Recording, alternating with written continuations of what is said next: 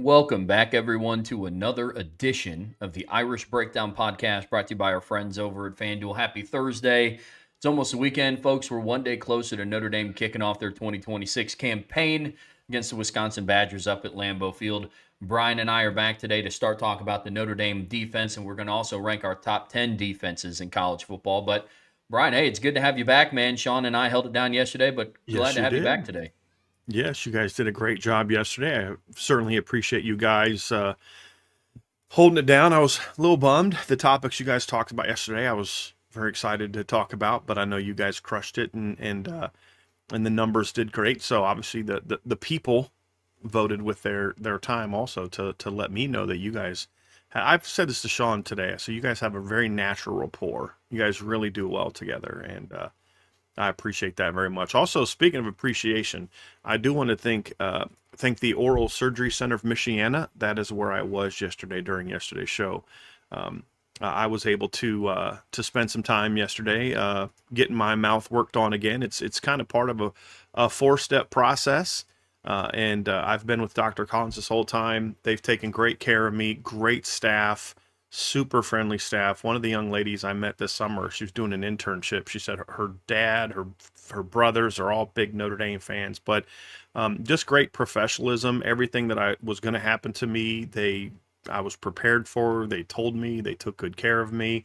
And even today, I had the doctor that performed the surgery, who doesn't know who I am, doesn't know that, that I do what I do or anything like that. It's not, he just texted me and I thought it was an automated thing. Like, hey, this is Dr. Collins. And I responded back and I get like another response. And then I respond back and I get another, I'm like, this is the actual doctor following up on how I'm doing. And then I think maybe about an hour later, I got a call from one of the ladies at the office, Jenna, asking me how I was doing. And I mean, just following up on me. And they've been like this every time. Super professional, took great care of me, let me know all the options, and there's nothing that's happened to me going into or coming out of the surgery that I wasn't completely prepared for.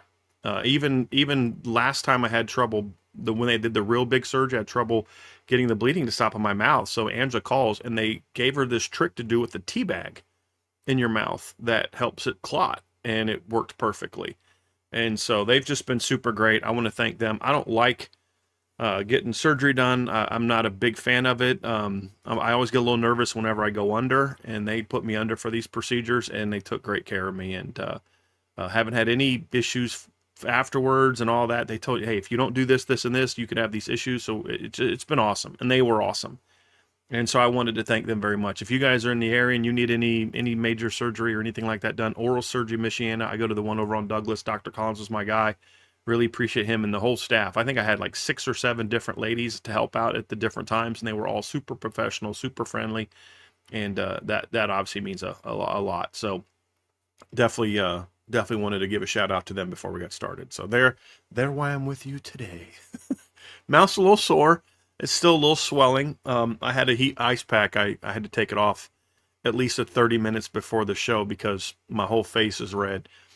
I told Angela, I'm going to go on the show right after icing and tell everyone that I had talked back to Angela. She told me I knew why. You remember that scene from, what was it, with Ashton Kutcher and Cameron Diaz? She junk punches the guy and she's like, you know why. So it's very well done, very well done. But I'm ready to rock and roll.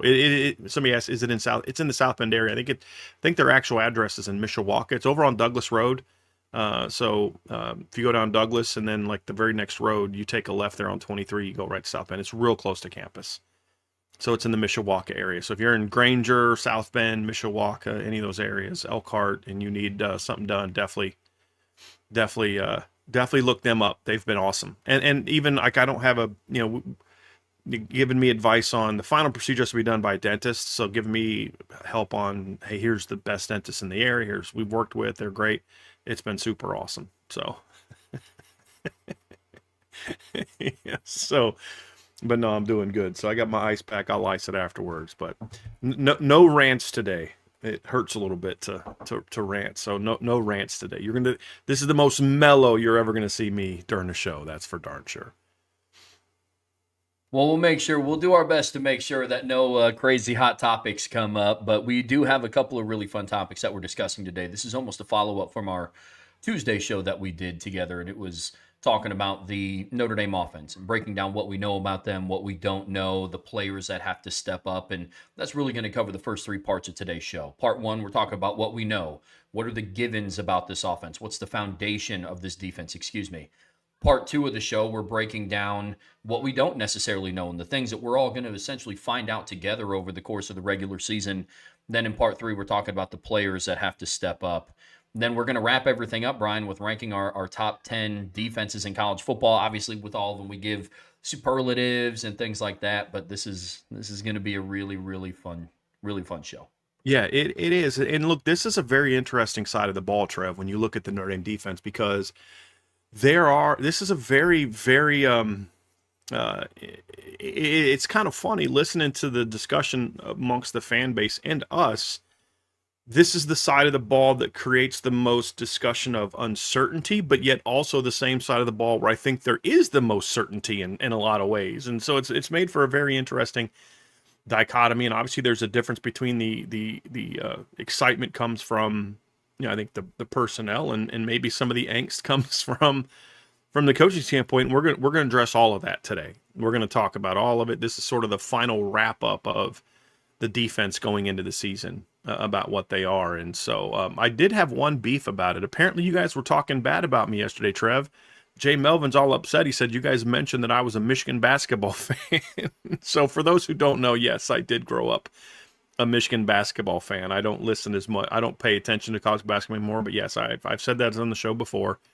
That's not something that I've ever hidden. I definitely grew up a Michigan basketball fan, going all the way back to the Glenn Rice, Ramil Robinson, Loy Vaught, Terry Mills, Sean Higgins era. And then, of course, into the Fab Five. But I kind of feel like my Michigan basketball fandom is a lot like my Denver Bronco fandom. I was that way for a long time, but I don't really follow either sport as much anymore. But yeah, my wife's not happy about that. Can I tell you a funny story real quick before I get started? So my wife, I turned her into a big Notre Dame fan. She hates Michigan with a passion. And living in Defiance, Ohio helped that. But she got me tickets back when Trey Burke was in his last year, the year that they went to the title game with Louisville. She got me tickets that year. We were living in Defiance to go to a Michigan game. We went and saw, I think it was Michigan and Eastern Michigan. So we go to the game and, we're watching the game, having a good time. And I want to walk into the bookstore afterwards, and she won't go in with me. She refuses to go into the bookstore with me. So there's just too much of that ugly yellow and blue. She won't even call it maize. She calls it yellow and blue. So then I'm going home, and I got one of the tumbler, or not the tumblers, but like the big, souvenir mugs. She's like, "You're not taking that home." So I'm taking that home. She goes, "You're not taking that home." So I'm taking this home. I'm a grown man. If I want to take a cup home, I can take a cup home. She wasn't happy about that. So next day I go in there, pour myself a glass of milk. And as I'm drinking the milk, the bottom was clear. She had written "Go Irish" on the bottom of the mug. But here's the best part, Trev. She wrote it on the bottom of it. So like I'm looking through, she wrote it backwards so that when I see it, it would say "Go Irish." So she wrote it from her end backwards so I would be able to see it. It was awesome. I almost spit the last part of the milk out when I saw that. So I go, it says "Go Irish" in the bottom. So man, I definitely married the right woman. There's no question about that. That's awesome. Oh, that's so funny. Yeah, it came up. It came up yesterday. Yeah, 100%.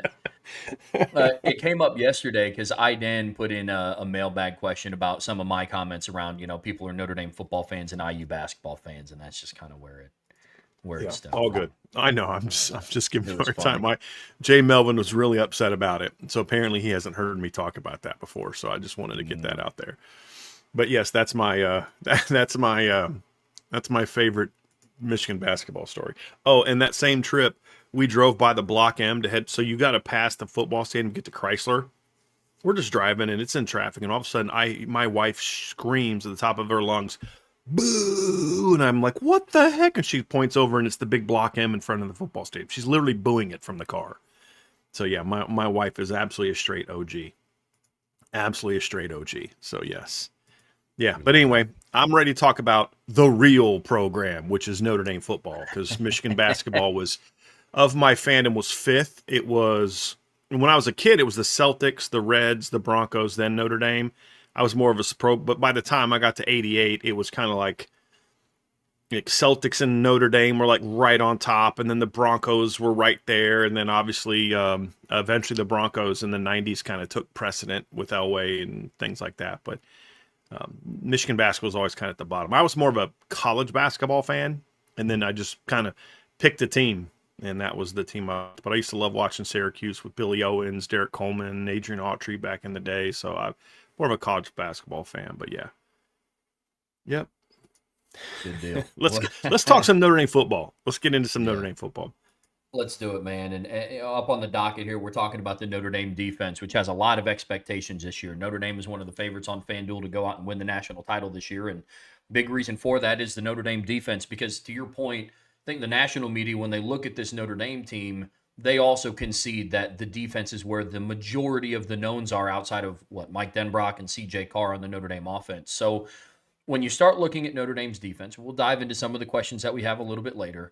But one thing that we do know is kind of what the floor is relatively of a Chris Ash-led defense. That's a big piece of this. Who's the driver of the ship? We can talk, and we are going to talk about the talent and the experience and the level of production coming back. But when you start talking about Notre Dame's defense, where you start is the guy up top, and we have a really good idea, and we know what the floor of a Chris Ash defense is going to look like.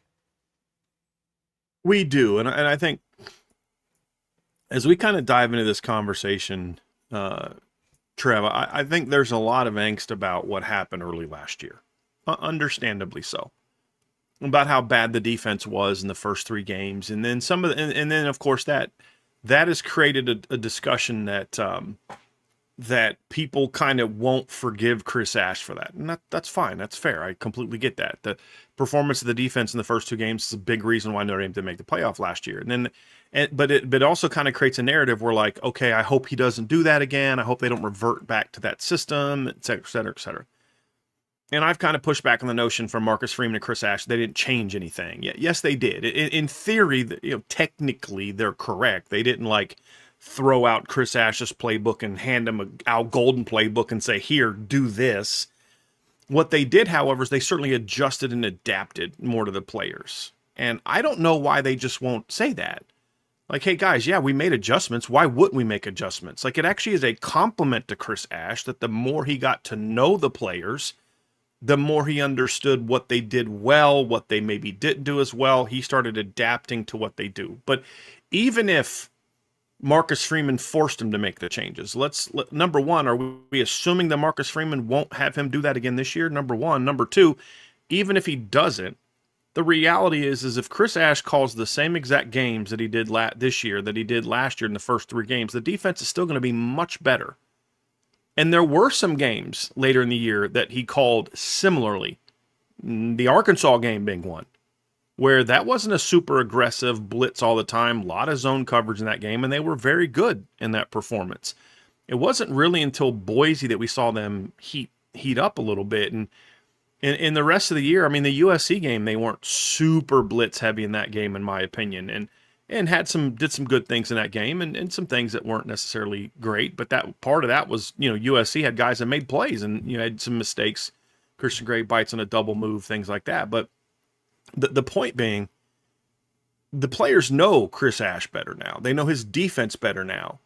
A lot of the things that they struggled with early in the season were still prominent later in the year.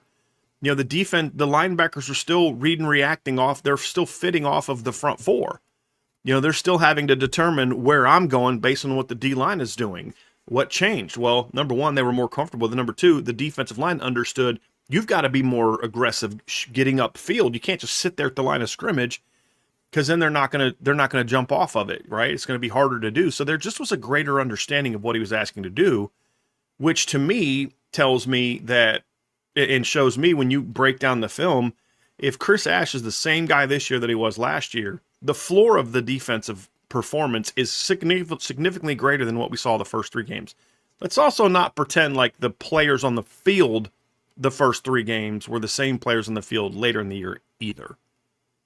And that's something that has to be discussed as well. We didn't see a lot of Devontae Smith the first 2 games. We didn't see Breontae Johnson in the first game. I think he played like 9 snaps in the first game. We saw him in the second game a lot more, but he didn't start that game. And obviously there was a nickel problem in that game. Well, that's not the same player anymore. So, I look at it and I just don't have the fear that they're going to be that defense again.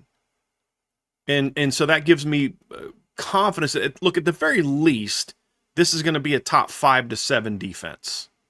The very least, based on the combination of talent, but then also of what we saw Chris Ash do. Because let's not forget, they played 3 pretty decent offenses later in the year. Not great, but pretty decent offenses later in the year in USC, Navy, and Pitt, and shut them down. So, that's just kind of, I don't have the angst of, oh, gee, I hope we don't see what we're going to see tomorrow. The only question that we would have is it going to be good enough to win a championship? And I think that's a fair question, and we'll get to that in kind of part 2 of today's show. But I think we can confidently say that this defense is pretty good. Look, and you want a perfect comparison. Miami, without a doubt, had one of the best defenses of college football last year. Would you agree with that, Trev? Top 5 defense for sure. Miami played Pitt 2 weeks after they played Notre Dame in the same exact stadium, and their playoff hopes are on the line. Notre Dame held Pitt to 10 fewer yards than what Miami did, and Notre Dame held Pitt to almost a full yard less per play than Miami did. Miami gave up fewer points, as you and I both know. Pitt had a pick 6 and scored on their last drive of the game. So one elite defense that we can use as a gauge and to say, how did Notre Dame do against that type of defense?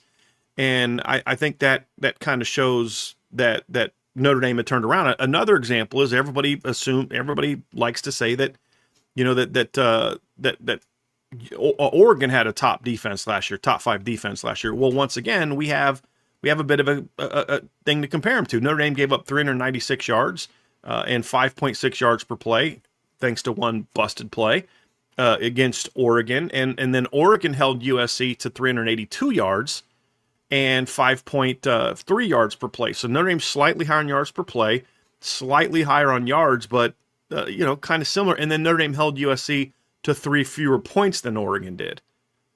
And so that's kind of, Iowa had an elite defense last year. Notre Dame, gave up more yards than Iowa did, 396 to 360. But they allowed fewer points again, and they allowed more lower yards per play. So you have gauges that you can look back and say, how did they perform late in the season relative to how other really good defenses did against those teams? And the evidence is clear that they were on the same level as those other elite defenses. I'm not going to say they did better than Pitt, Miami, or worse than Miami. I'm just saying statistically they were on the same page. So that's where I come down on this, Trev, is like, that's the floor of what this team is. They're not that team from the first 3 games. And even if he called a game like that, and there were some games late in the year he called a somewhat similar game, and the defense still locked down because the players understood him better.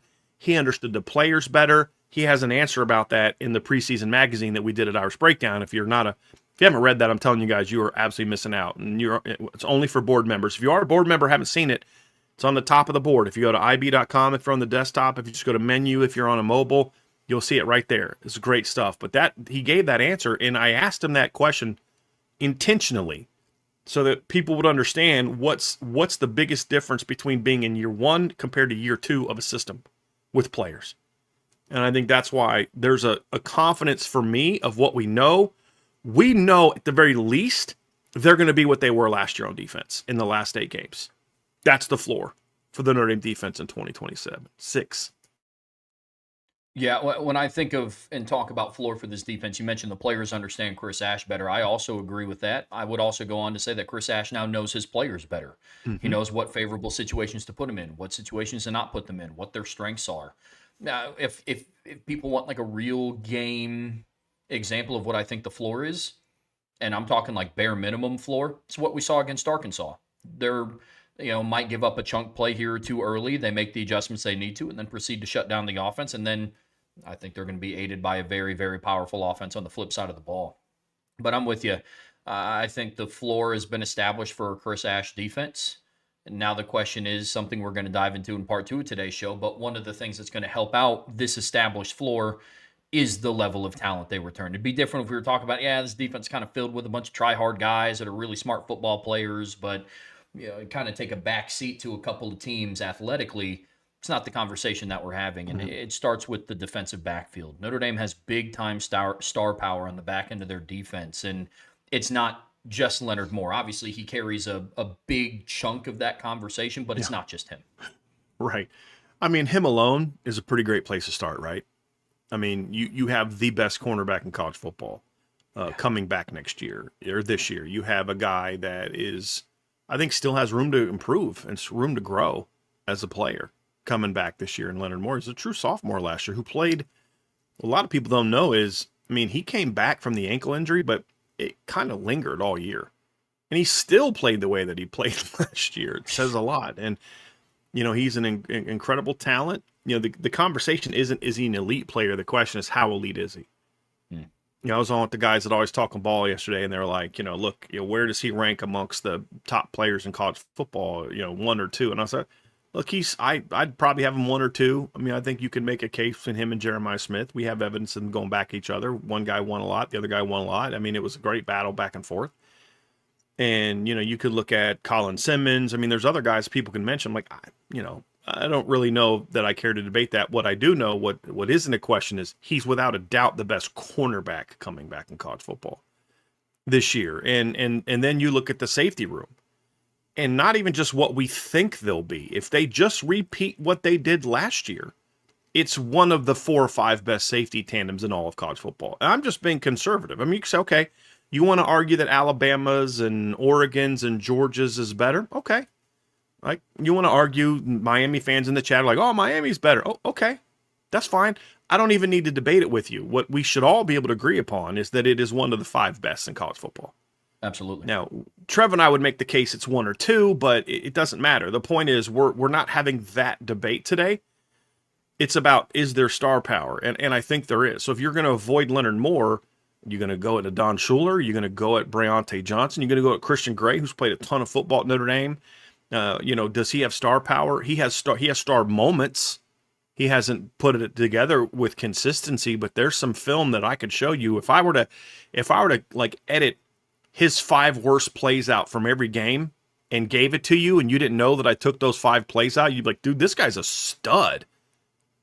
Like game after game, he is locked down. There's only one game one game where if I took out his 5 worst plays, you'd still think you stud, and that was USC 2024. You could take out the worst 5, and there's still some bad plays in there. But he doesn't play USC this year, who also gave him some problems last year, so his numbers should be pretty good.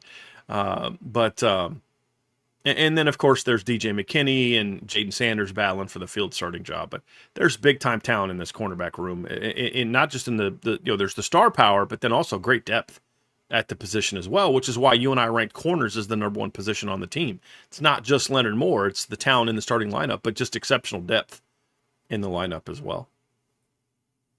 Yeah, there's no doubt. When you look at this secondary from top to bottom, it's not just the starting 4 or 5. It's not just Leonard Moore. It's not just Breonte Johnson and Don Schuler. It's everything all encompassing. And that's a great place to start if you're Notre Dame's defense. It's what gives us as much hope as we do about the back end of this team. And honestly, it's probably why a lot of us, myself included, so I'm not pointing the finger at anybody, but why a lot of us believe last year why the start of the season was so shocking. Is because how can the defense look like that with Leonard Moore and Don Schuler and Christian Gray? We didn't foresee the Devontae Smith injuries.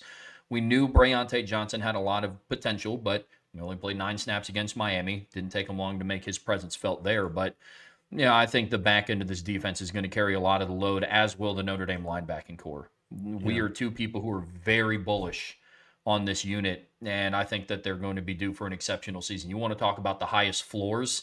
I think as far as units go, in my eyes, the linebacking room has the highest floor of any unit on defense. Mm-hmm. I would agree with that. I think that's the one where you have the most knowns. I think that's an excellent. I think one thing I would argue about is I will argue with someone if they want to tell me that Notre Dame doesn't have the best back 7 in college football. That's one that I would actually argue about. I don't know that I buy an argument from anyone that their combination of secondary and linebackers can match Notre Dame. So we talk about I think Georgia's the only one that's might be in the conversation, is the only one that, because they've obviously got C.J. Allen and Chris Cole, and I think that linebacker room at Georgia's really good, but I would argue that it's not as good as Notre Dame's. The combination isn't as good as Notre Dame's. I always say C.J. Allen. He's in the NFL. Raylan Wilson, excuse me. But that's exactly why I don't have them as good, because they did lose one of their best linebackers last year. Now, they bring plenty of guys back. Chris Cole is a really good football player. Raylan Wilson has played a lot of football. Zayden Walker's a really talented player. Justin Williams is a really talented player. Raylan Wilson, technically wasn't I guess actually he was a starter. Chris Cole was the one that wasn't always a starter last year when they were in their two linebacker sets. But, these are two guys that last year that combined for 13 and a half tackles for loss last season. But Notre Dame brings everybody back, and that's the big separator for me. So I think there's nobody. Oregon has a secondary maybe you could argue is as good as Notre Dame's, but their linebacking core is not close to Notre Dame's right now. You could argue that Alabama has a secondary that's as good as Notre Dame's, maybe better, but their linebacking core isn't close to as Notre Dame's. And that's one of the things that separates it for me, and why I say I don't think there is a discussion about who has the best back seven in college football. I don't think that argument is really overly close. And that's when you talk about what is known about this team, that's where it is. And there's no position group in all of college football, I would argue, that has the kind of depth. If you're down to your third string Mike this year, he's a star. He would become a star. If something crazy happened, the team bus that has Drake Bowen and Kingston Viliamu-Asa on it doesn't make it to the game, and they got to start Mad Faremo at Mike. You know what he would do? Ball out. Yeah. And you'd have him, Jaden Osbury, and Jalen Snead, and that's still one of the best linebacker groups in college football, and that's if you take out what I think most of us perceive to be their two best linebackers in Drake Bowen and Kingston Viliamu-Asa. They'd still, think about that, they'd still have Mad Faremo, Jaden Osbury, and Jalen Snead. That's one heck of a group. Yeah, that ain't too shabby. There's a lot of linebacking rooms, to your point, in college football that would be envious of what Notre Dame brings back. But we both believe that this is the number one linebacking room in the country. You want to talk about established floors. I know what to expect, bare minimum, from Drake Bowen, Kingston, Jalen Snead, Matt Framo, and Jaden Osbury. And that's an exceptionally high expectation for them, because they've been great ever since they stepped foot on the field. But you talk about an immense amount of depth, and you talk about bringing a lot of depth to the table.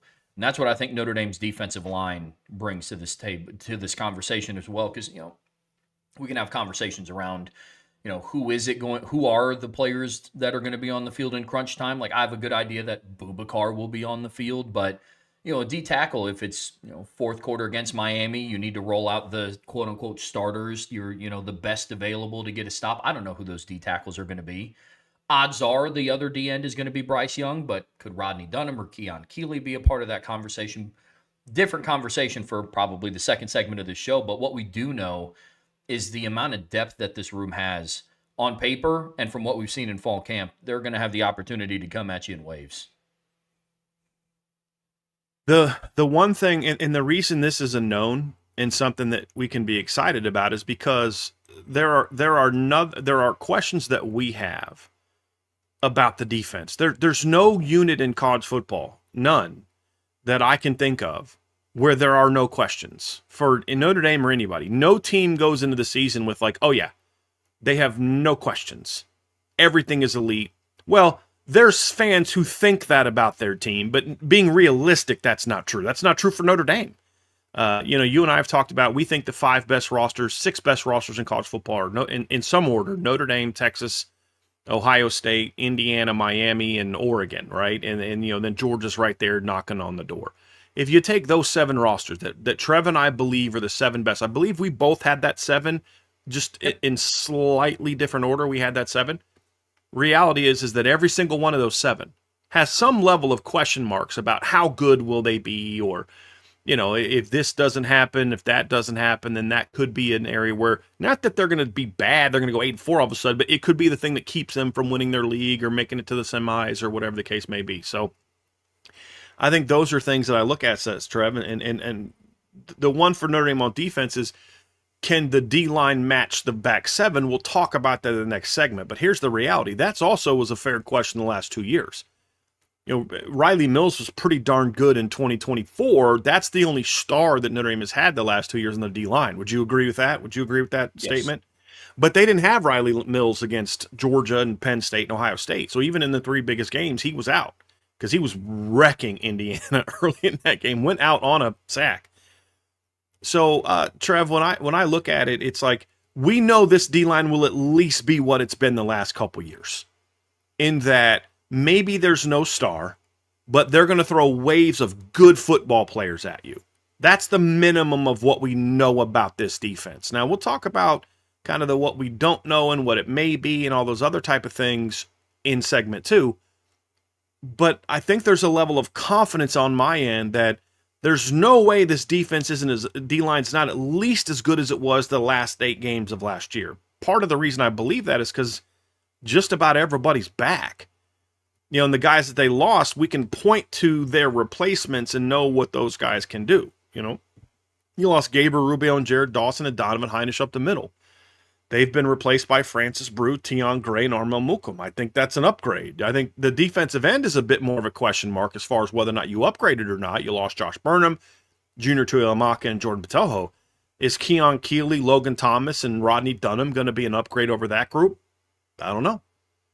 Could Junior Tuilamaka end up being back at Notre Dame? We'll talk about that tomorrow at the beginning of our show tomorrow.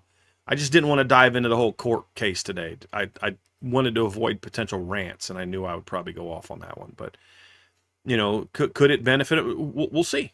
We'll find out. So, but the point being, there's at least a floor of they're going to be pretty good that you can build around. Whether or not they can be elite, to be discussed in a future show. But the fact that we can at least say they're going to be as good as they've been the last 2 years when the defense has been pretty darn good, that's something that we can look at and have a level of confidence with this defense. It's like the D-line will be the thing that determines whether or not they're the 5th best defense in college football, the 3rd best defense in college football, or the number 1 defense in college football. But they're at least good enough that you feel good they're going to be a top 5 defense in college football. And that's our opinion, but that's also the opinion of several others. I mean, I got my Pick 6 previews magazine that the guy sent me, Brett sent me, which I appreciate. He's got Notre Dame in the top 5. I don't even agree with everything. He doesn't have Notre Dame's secondary in number 1, and he doesn't have Notre Dame's linebacking core number 1. As a matter of fact, he doesn't have any position group in the top 3. So it's not like I'm like, oh man, this guy nailed it. But he has this defensive line still in the top 5, I believe. And so there's other magazines that have Notre Dame in the top 5. Phil Steele has in the top 5. So I think that's what gives you a level of confidence that at the very least, Trev, this defense is going to be real good on all 3 levels. Maybe not elite on all 3 levels, but at least real good on all 3 levels. And I think the final piece for me, Trev, that has me confident as far as what we know about this defense is just looking at the returning captains and the other leaders on the team at different groups. I think this is probably the best group of leadership, top-down leadership that we've seen on defense in quite some time. Agreed. And when you look at one, for the first time in Marcus Freeman's tenure, they return 2 defensive captains. First time he's had that since he's taken over at Notre Dame. But it's not just them. To be a leader on the team, you don't necessarily have to be wearing the C on your jersey, wearing the C on your chest come game day. I mean, we saw that Jeremiah Love was one of the leaders of the team. He was not a team captain last year, but he was a leader of that offense and setting the example and putting in the amount of work for a star player of his caliber. And I think you have that by the boatload on defense. You have a lot of players setting the standard of what it means to be a football player at Notre Dame. And it's not just Drake Bowen and Adon Schuler. The coaches in the offseason, the other players over the course of this fall camp. I mean, I'm reading every transcription. I'm transcribing a lot of different interviews, and a lot of people are like, hey, I turned to this guy and this guy. Hey, I turned to this guy and this guy. In the defensive line room, they're asking the younger players, like, hey, who do you kind of look up to? It's like, oh, man, I'm talking to Bryce Young and Boubacar Traore. I'm talking to Jason Onye and picking his brain. And then in the linebacker room, it's like, Thomas Davis is talking about, hey, I'm not just talking to Drake. Now I'm talking to Teddy Rizak, who's going into his third year with the program. I'm talking to Jaden Osbury. I'm talking to Jalen Sneed, who's been here longer than any other linebacker in the room. And then so on and so forth in the secondary. And there's a level of confidence that brings to the table because, one, the experience is such that there's very few scenarios that this defense has yet to see on the field. Right. I mean, Leonard Moore, Adon Schuler, Drake Bowen, Jaden Osbury, Jalen Sneed, Kingston Viliamoasa, Bryce Young. They were all part of the team that played for the national title in 2024. There's very few, if any, scenarios yet that these players have yet to see to be able to talk to the younger players and more inexperienced players on this roster and say, hey, this is how you attack this. This is how you prepare for this week. These are the things you need to do in preparation because they went through and took their lumps and learned it themselves. I'm with you completely. That gives you a very high sense of confidence in this group. It does. And I think it allows for a level of I shouldn't say it sets the table for this being a more consistent group. And I think it's why we saw them be so consistent once they got rolling. Yeah. And, we remember Notre Dame blowing teams out a lot after the first 3 games, but the offense didn't always do its part. I mean, it was 14-7 at halftime of the Boise State game. It was 10-7, I believe, at halftime of the NC State game, something like that. And maybe it's the other way around. No, it was 14 because they didn't kick a field goal against Boise State. BC was a very close game until the end of the game. I mean, there's a lot of games where it was a close game for a while because the offense took some time to get going. And it was the defense that kind of locked down the other team until the offense kind of figured it out. And when they both were clicking early in a game, they just buried people, which is kind of what you saw the last 3 games of the year. Actually, it'd be 4 of the last 5 games of the year. I mean, you saw that against Pitt. That game was over by halftime because the offense and the defense were playing pretty well outside of one C.J. Carr mistake in that game, which then the defense buckled down and held Pitt to a field goal on that particular play. But that's why we saw Notre Dame really dominate down the stretch, is because they both started playing well. Last 4 games, from Navy on. Offense was lights out against Navy. They moved the ball very well against Pitt, ripped up Syracuse, ripped up Stanford. Those games were all over by halftime because both sides were doing their part. But in the meantime, there's a lot of defense holding things down until the offense figured it out. And so that's why I say part of that is the leadership that we saw develop last year on the field. And that's all. A lot of that's back. And that gives you a sense of, okay, this group's going to be fine. The last piece of leadership that I do wanted to add before we jump into the questions is I think we are starting to see, and we've seen it already, I think, in fall camp, it's a different sense of leadership from Chris Ash as well, too, because now he's more comfortable around this side of the ball. He's a lot more vocal in fall camp, something that I've noticed. He's more comfortable with his players. It's one thing to say it in a press conference and say, yeah, I know my players better this year. But to be actually, at practice and see it out on the field, real world application, that gives me a sense of confidence as well, too. So last year, it felt a lot of the times like he was kind of like the new guy on the block and kind of feeling everything out, didn't want to step on anybody's toes. And this year it has a different sense to it, which gives me a sense of confidence as well. Brian, let's talk about some of the questions that we have about this stout Notre Dame defense here in the Irish Breakdown podcast, brought to you by our friends over at FanDuel. We just got done talking about some of the things that we know for certain about this group. The established floors, the level of talent they bring to the table, what the bare minimum of what we expect from all 3 position groups and defensive coordinator Chris Ash.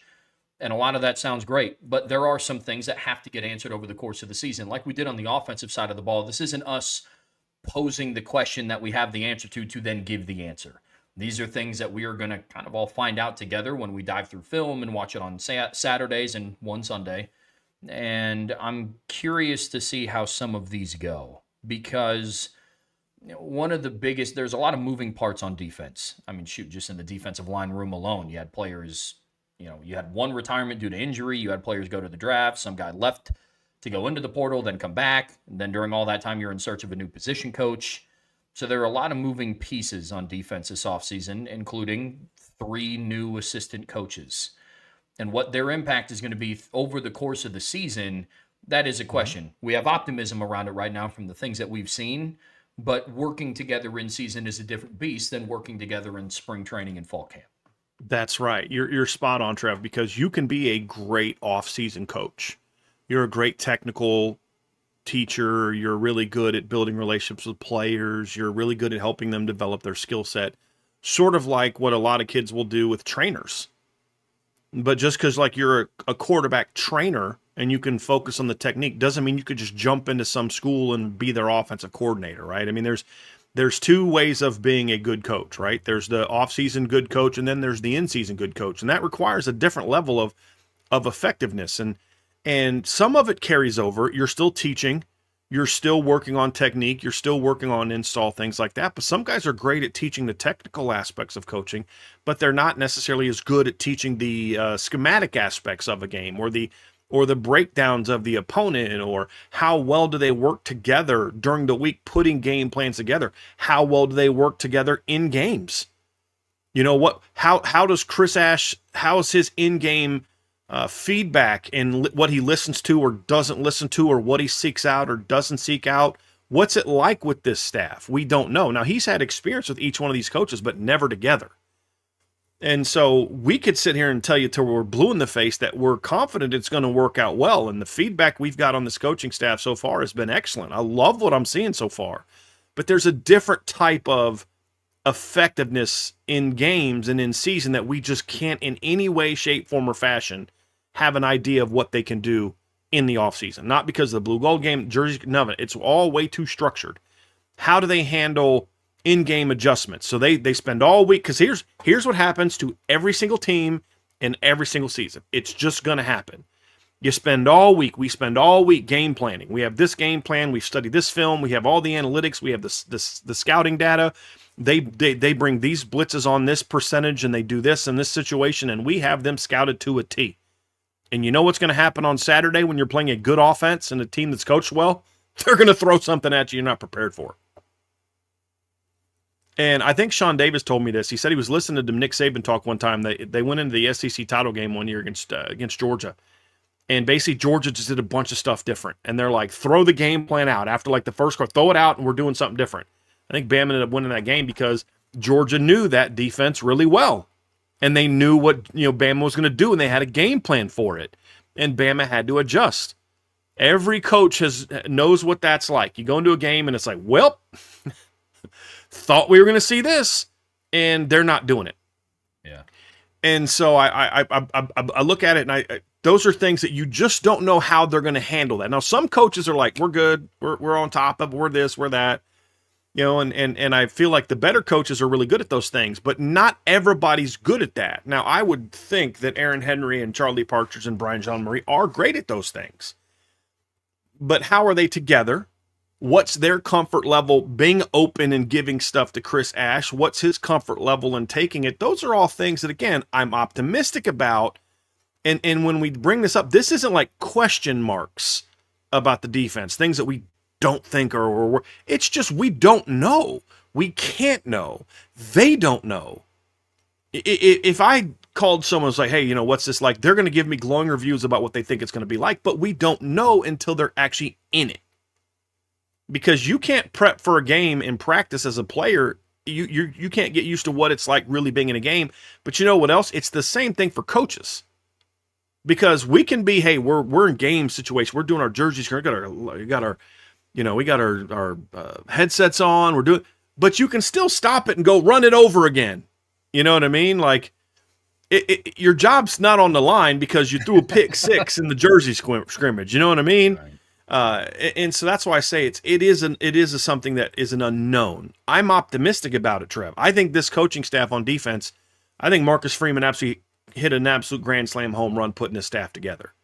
Yeah. But for what they've done up to this point, now it's just let's see them also be as good at those things. So again, I want to be clear. This isn't a question mark. This isn't me saying this is a big concern of mine. I'm really worried about this. It's simply saying we don't know what we don't know. I think they're going to be really good, but until we see it, you have to look at it and say, this is a question mark. More so than I'm not surprised that Charlie Partridge is a great D-line coach in the offseason, or that Brian Jean-Marie or Aaron Henry are, because they've got a proven track record in that regard. What they don't have a proven track record in is working as a group towards a unified goal on Saturdays and one particular Sunday. And then in the postseason, Tuesdays, Wednesdays, Thursdays, and Fridays. Any And a day the Monday. sun comes up when you get Other to the than postseason Saturday. at Yeah. this point. Yes, exactly. I want to hone in on something that you brought up because I think it's a fascinating point. It's when you remove the structure, specifically Mhm. around rotation. I know we're going to talk about the DB rotation, things like that later on, but just the rotation of defense in general. It's very easy in a practice where it's like, okay, we're going to go 5 plays and then we're going to sub out Drake, put in Kingston, we're going to sub out Jaden Osbury and put in Jalen Sneed.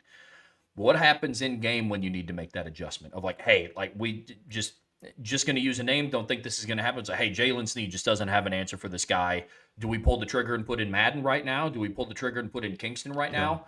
How does that go when you remove the structure?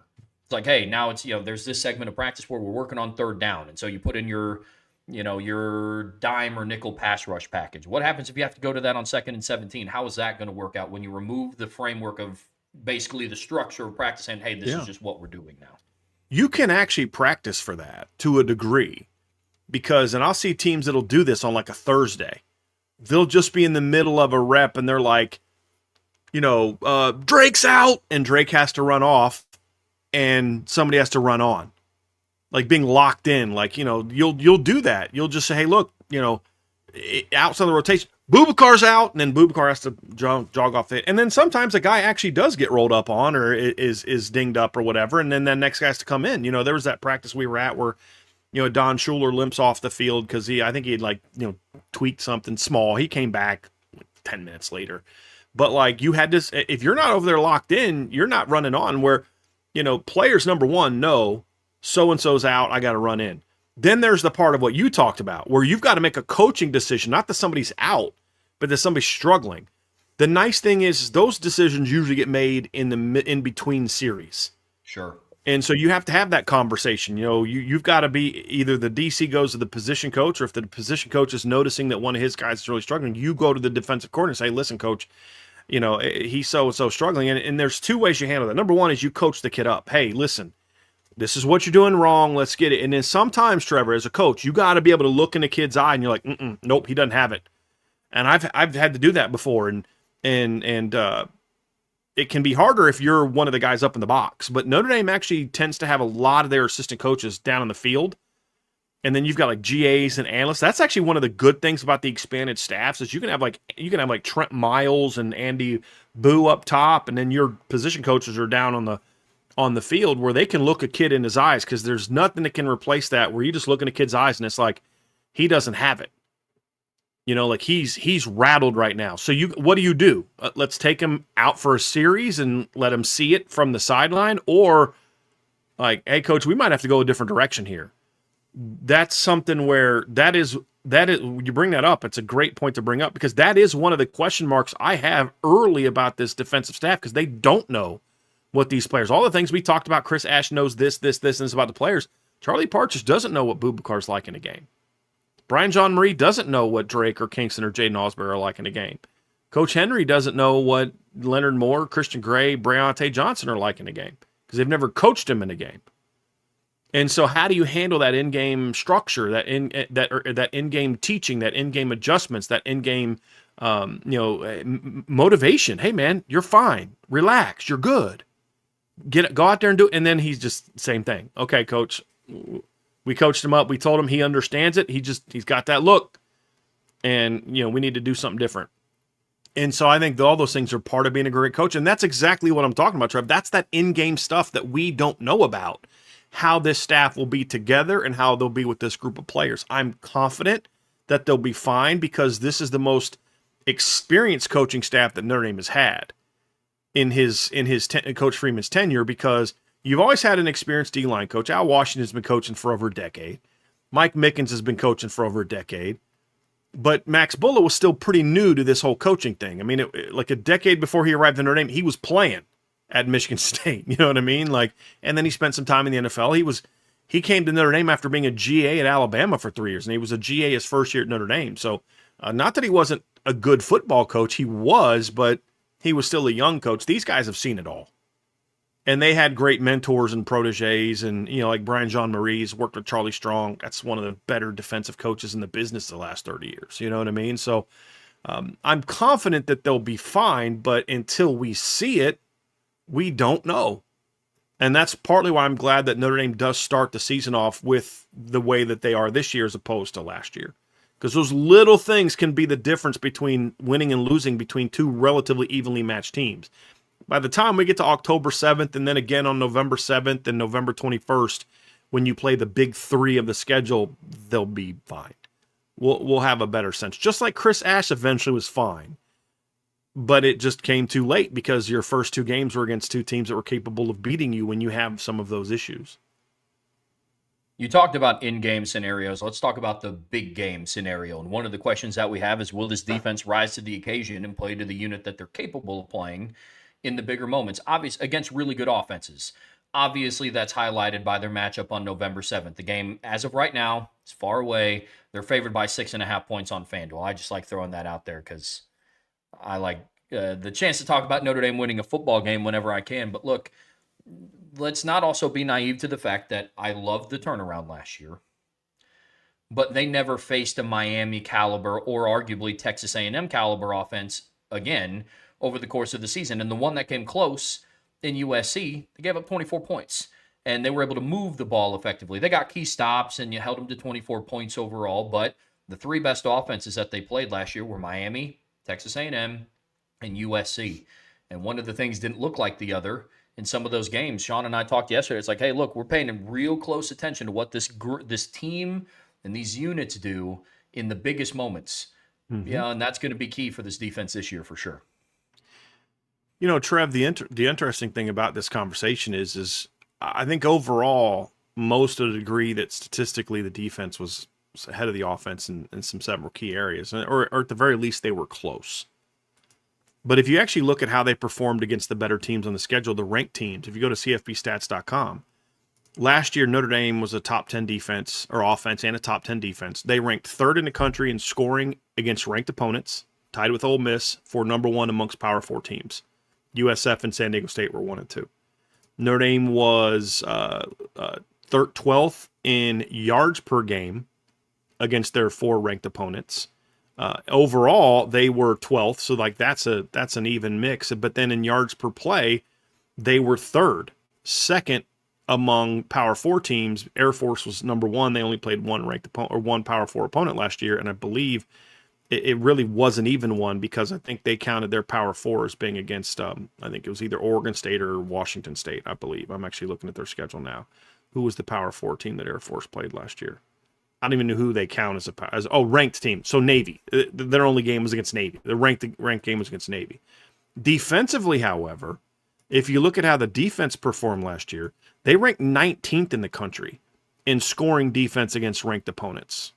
They gave up 25.5 points per game. Miami, for example, in Indiana, the two teams that played for the championship, gave up 15.2 for Indiana and 19 for Miami.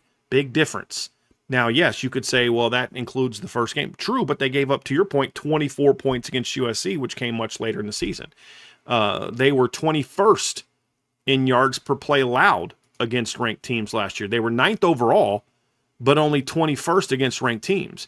When you look at their total defense, they were 22nd overall in total defense, and they were actually 17th in yards allowed. So that was the only area where Notre Dame improved when you look at ranked opponents. But in scoring and yards per play, they were significantly lower against the 4 ranked opponents. That includes, Trev, to your point, 2 games that were played late in the season when the defense was cooking. And so when that's something you have to look at and say, hey, it's still a bit of an unknown how this defense is really going to perform in the big 3 games.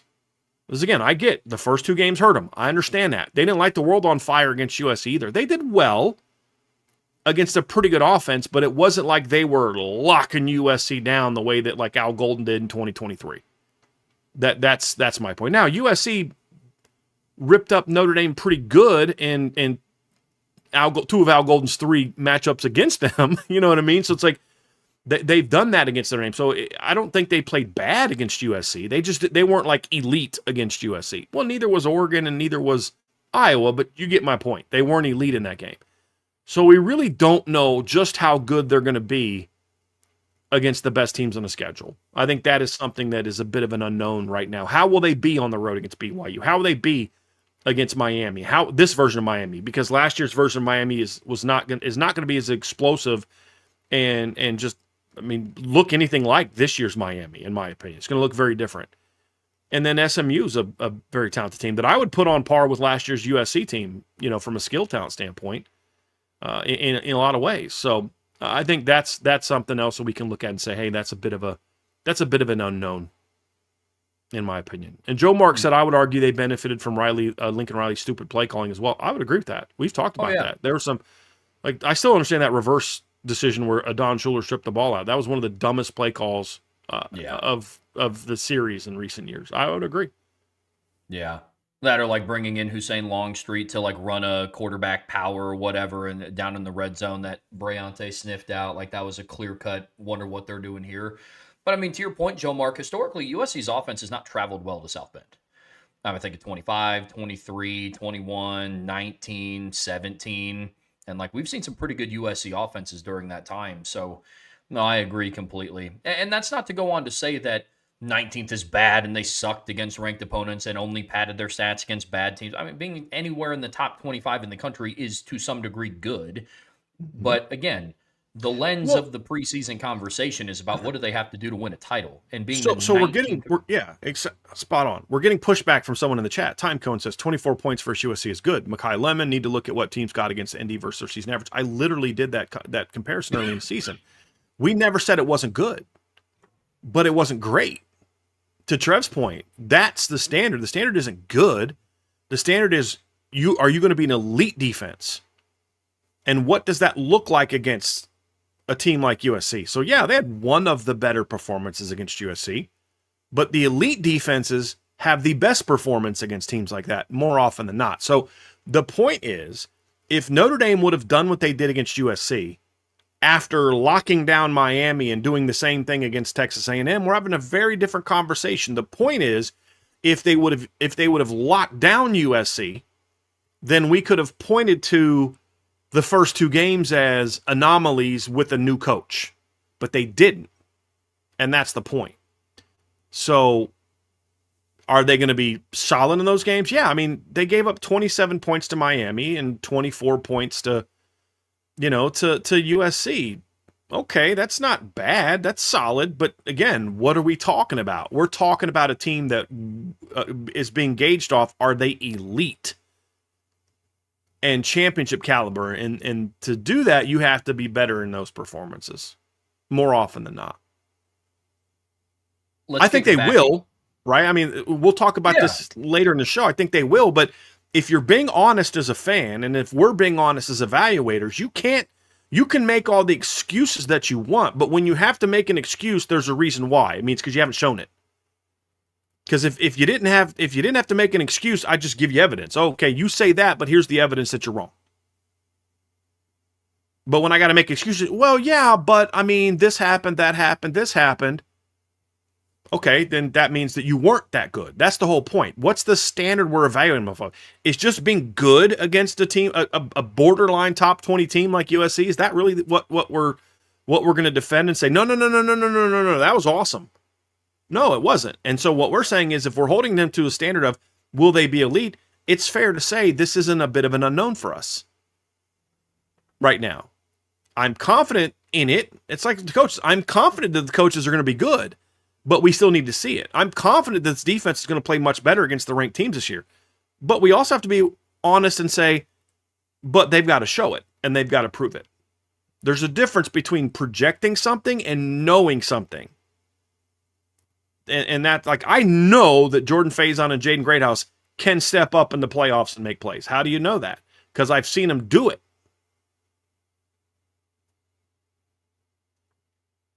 Let's kick it back to the secondary. And this was, I briefly brought this up when we were talking about the new assistant coaches. But one of the questions that we do have is, what does the actual defensive back rotation look like? And this is one that I'm very curious to find out. Again, kind of consistent with what we've been talking about here, Brian. It's not that I don't think Aaron Henry will or can or has the ability to go deep into a rotation, but This is also a situation that he hasn't had. We go back and talk about, hey, we've watched him develop top 5 DBs at Illinois and Devin Witherspoon. And guess what? At Illinois, Devin Witherspoon was not coming off the field for the Right. guy behind him. By the way, Devin Witherspoon just got Yeah, paid. he just Did you got see a that deal? bag. What was like 4 years for like 140 million or something like that? Yep. He Yeah. better be on Aaron Henry's Christmas card list, or Aaron Henry better be on his Christmas card list. Yeah. Yeah. And that better be priority shipping with that kind of money right. that he just got, for sure. But now he's walking into a situation at Notre Dame where he has a spoil of riches. And I'll be curious to see how he adjusts mentally to, like, okay, I can take Leonard Moore off the field and there's not a significant drop off. Whereas at Illinois, it's like, yeah, I take Devin Witherspoon off the field and there was a major gap between the two. I'm not saying that there's 15 Leonard Moores on the roster. I'm just saying the drop off isn't as significant. I think that plays a part in what the DB rotation will look like. That, and also just kind of who else steps up to put themselves in contention to be in the DB rotation. So I think it's going to be an interesting one to tackle and one to watch kind of unfold over the course of the season. Yeah, I feel like sometimes people hear questions or what we don't know is like somehow we're saying it's bad. Like, well, the offense is more of a question mark than the defense. Well, this is a show about the defense. So if you want to know what our questions are about the offense, why don't you listen to the same exact show we did about the offense on Tuesday? These are things that the show is what we know and don't know. And what we don't know about the secondaries, what will the rotation look like? It doesn't mean that we think the secondary is going to be bad, or this could be this could be something that holds them back from being elite. This is something I just don't know. Who's going to start at field corner? I don't know. Do you know? I don't know that Aaron Henry knows that for sure right now. And what will that say about the secondary? Is it a good thing that Jaden Sanders is starting at cornerback, meaning he had to beat out a really good DJ McKinney, or is it a bad thing because DJ McKinney wasn't as good as we hoped he would be? We don't know the answer to that. If DJ McKinney ends up starting, is it good that he came from behind and beat out a good Jaden Sanders, or did Jaden Sanders struggle and he was able to pass him up and he's really not as good as we don't know the answer to those questions, right? We don't know who is going to be the next man in at boundary. We think we know. We've seen Mark Zachary be there at times. We've seen Jaden Sanders be there at times, but I don't know who steps into the lineup if Leonard Moore loses a cleat, or if his helmet breaks in a game and he's out for a couple series. We don't know the answer to that question. I know who the third safety is going to be. It's going to be Luke Tausch. Do we know for a fact who the fourth safety is going to be? And if we say, okay, let's say that we do know it's going to be Joey O'Brien, do we know what his split will be of the snaps?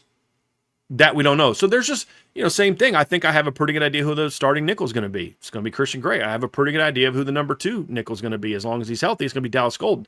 But do you know the percentage of the snaps that Christian will get compared to Dallas? Those are all things we don't know. And I think those things do impact the season, especially if you're playing 15, 16 games, and hopefully Notre Dame only plays. Actually, I kind of want Notre Dame to play 16 games. I've said that before because I want another home game. And a playoff home game, that'd be amazing. But yeah. I just don't want them to get that by being, 11-1. I want them to be 12-0, and then there's, the Big Ten champ is undefeated, the SEC champ is undefeated, the Big 12 champ is undefeated, and let's just say the number 2 team in the, or let's say Ohio State goes 12-1, and their only losses early to Texas. Texas goes 12-1, their only losses to Georgia in the SEC title game, and Georgia goes 13-0, and then Texas Tech goes 13-0. That's my dream scenario, because then Notre Dame is the 5 seed at 12-0, and they're playing at home, which would be awesome. And then they'd get Texas Tech in the second round of the quarterfinals. All would be good things. All would be good things. But but the point being is that is something we still have to learn about this defense. What will the rotation look like? Will they try to find some opportunities to maybe spell Leonard Moore early in the year, earlier in games? Will they do that with Breontae Johnson to kind of maybe ease some of the wear and tear on a kid who's been dinged up a little bit in his career? Those are all things that I'm curious about. I think when we do shows like this, it's always fascinating because I do think that there is a definitive difference between a question and a concern. And what we're talking about today are not concerns. I'm not worried if Aaron Henry is going to rotate the DBs. I'm just curious about what that's going to look like. That's why it's a question. Because the counter to some of these questions would be like, well, does it matter? Look at the talent in the room. It's like, well, to varying degrees, yes, it does matter, because I don't want Leonard Moore playing 65 snaps against Rice. But on the Right. flip side, I don't care what that rotation is in that. I don't care if it's DJ McKinney. I don't care if it's Jaden Sanders. I don't care if it's Kari Adams because he blows up. That's where the talent piece comes in.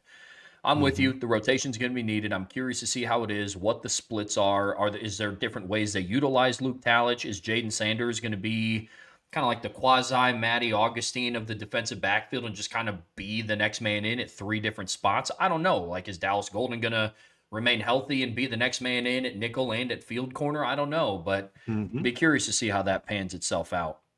But I think one thing we can say for certain is the foundation of the defensive backfield with the star power is in a really good spot. But then when you move up front to the defensive line, one of the other questions that we have is, will the defensive line have the star power to match the rest of the defense? When I look at the linebacking room and I look at the secondary, point, yep, that guy's a star in Leonard Moore. He is a solidified star. I don't need to see anything from him in 2026 to be like, oh man, now he's more of a star. He's the best cornerback in college football. ESPN named him the number one overall defender in college football, not just number one overall DB.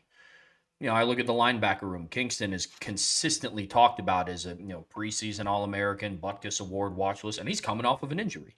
Then you factor in Drake and Madden and Osbury and Snead.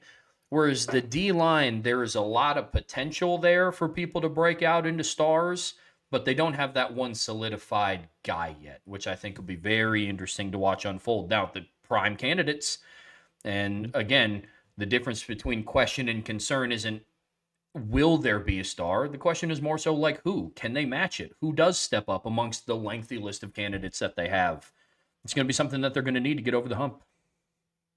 This is another one of those ones that I think you and I are both optimistic about it. And we'll talk a lot more about this in part 2 of the show today. But I'm very optimistic that there will be star power on defense, even if it's not one player all season. Even if Boubacar Traore doesn't get on the same page as, or same level as Clyde Simmons. I always do that. Showing my age. You probably don't even know who Clyde Simmons is. Do you remember who Clyde Simmons is? Played D-line for the Eagles back in the day. I think probably before you were born. I wasn't going to ask out of respect for Yeah. I don't remember. Colin Simmons. Yes. Yeah. Oh, yeah, Brian. I know who that is. Dude, you're not old at all. Player. Oh, yeah, dude. Simmons, dude. Old Big Simmy. Love that guy. Oh, yeah, man. He was a monster, I'm assuming, on the D-line for someone. Yeah, I remember watching him, dude. Dylan Stewart, Clev Lubin, guys like that. Anthony Smith at Minnesota. I mean, there's some big-time ends in college football this year. Can he get on that level? I don't know. There will be games he plays on that level. There will be games, I believe, that Bryce Young plays on a level. Does he do it consistently? I don't know. There will be some games where Keon Keeley goes off this year. I'm confident of that. We saw him do it last year. But the question is more of, will there be sort of that guy that is such a dominant force that he forces defenses or offenses to kind of game plan around him? That's such an advantage for a defensive coordinator. When you know this is what they're doing in their protection, wherever we have Boubacar, wherever we have Bryce, or wherever we have whatever player, we've got a pretty good idea that when the back is to his side, they're doing this in protection, and when the back is away from him, they're doing this in protection because they're really worried about him.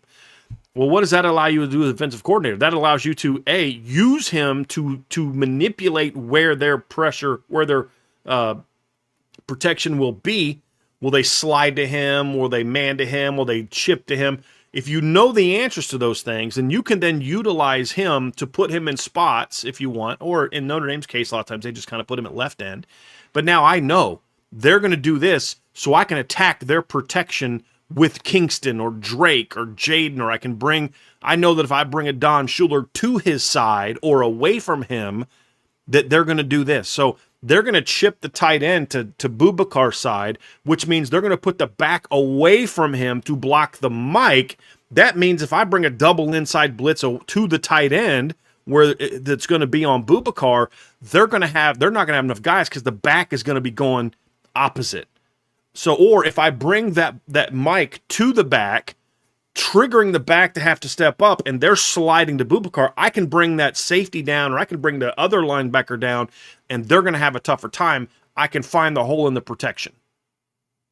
I can overload to that side and bring a weak side fire because of how they're going to side. There's so many advantages to knowing that this guy has forced this team to adjust their protections to stop him that I can then, it's easier for me to find some weaknesses in your protection scheme as a defensive coordinator. Certainly helps a ton. And so you hope that either Bubakar or Bryce, or, I mean, in a perfect world, they both kind of step up that way. But that's kind of the reason it matters. And then it's also when you've got that star player, there's greater confidence that he's going to step up when the game is on the line. You know, who is that guy? Like, look, it was Khalid Kareem a star at Notre Dame? I would say no. But I'll tell you what, every time they got into a fourth quarter of a game, you just kind of felt like 53 is going to make a play. Yeah. I don't know how or what or when, but he's going to make a play. He's going to make a play in the fourth quarter of this game. And that's how Alohi Gilman was too. Like, Alohi could suck for 3 quarters. But if the game was on the line in the fourth quarter, Alohi was going to make a play. You just knew he was going to do that. There's something to, who are those guys for Notre Dame this year? That's another question we probably should have put in here, Trev, is we don't know who are the put the game away defensive players. Because the reality is they didn't need that the last 10 games of the year. And they didn't have that in the first 2 games of the year. Nobody was. You could argue the closest thing we saw to that is Briante and Adon against Pitt. Like, they kind of helped put that game away. Yeah. You know, but that was in the first half. I'm talking about in that fourth quarter game when it's tied 24-24 and Miami's got the ball and you can't let them get a couple first downs to get field goal range. You got to stop them right now. Who makes that play? That's another one. And you hope that one of these defensive ends can be that. We know who those guys have been. I mean, Sheldon Day was that guy in 2015. Yep. I mean, he was so good at that. Drew Tranquil was that guy in 2018. Khalid Kareem was that guy in 2018. Alohi Gilman was that. I mean, you had one of those guys on every level in 2018. Great teams have that. Does Notre Dame have that? That's a legitimate question. I'm confident that they will, but we just haven't seen it because they didn't need it the last 10 games of the year. Games were over by halftime. Xavier Watts was another one that was that way. So, yes, absolutely, that's where I would go with those. So I think that's one more thing of what we don't know. I think there's a lot of good candidates. Oh, yeah. I'd say the closest thing we have to that's Leonard Moore, because Leonard Moore wasn't getting beaten in any of those situations. You know, but then again, he has an opportunity to have a late pick against A&M that he wasn't able to bring down. I'm not saying they lost because of Leonard Moore. I'm just saying, like, even then, everybody had opportunities against A&M, and nobody can make that final game-winning play. And to your point about Leonard Moore, it's very easy to kind of scheme away from him. If you don't want Leonard Moore to make the game-ending play, just don't throw in his direction. Don't exactly. So, what coordinator is going to be stupid enough in the fourth quarter of a game to go at Leonard Moore? Like, that's yes, very fair. And Ohio State did that in 24. They intentionally lined up Jeremiah Smith where they did, so he wasn't matched up on Leonard Moore because they knew Notre Dame was going to play field boundary. So you are absolutely correct. Absolutely correct. The final question that we have on defense here, Brian, is more of a big picture, kind of more schematic than necessarily one position group focus, and it's if Chris Ash can let the front 7 loose. Yeah. You know, that's one of the things that we started to see towards the tail end of the year. But early on, that was something that we did not see. And I mean, honestly, in the big games, that's something we didn't really see that much against USC either. Yep. I think this is a big one for me, Trev. We saw the defensive line be more aggressive later in the year. This is the one thing I really want to see. Now that he has the players know his system, what does that look like? Does that mean less attacking? They're still going to be pretty good if he doesn't attack. They're a really big, fast, athletic, experienced team. If they just kind of play read and react football, they're gonna get downhill and be pretty good. That's how Clark Lee's defense was in 2018 and 2019. It was very much a read and react, fly to the football, know what you're doing kind of defense. He wasn't as aggressive as a play caller as what Mike Elko was. Well, that worked out a lot because they were just better than everybody else. But when they got to Clemson, it didn't work out as much because they were able to rip off some big plays. You can keep a team in check, but there's just going to be times when your front 4 can't get to Trevor Lawrence and he's going to make a big play down the field. So I think those are all things to point to and say, hey, listen, you've got to let them cook a little bit. Yeah, run your defense, be sound and all that, but you've also got to turn those guys loose. And will he do that or not? I think that's another thing that you could say. I'm optimistic, but I need to see it. Of all the questions that we talked about on this side of the ball, this is the one that now Let me insert the caveat that I'm still confident that we'll see it. But in comparison to the other things that we talked about, I have the least amount of confidence in this because this one has such a greater impact than just the DB rotation.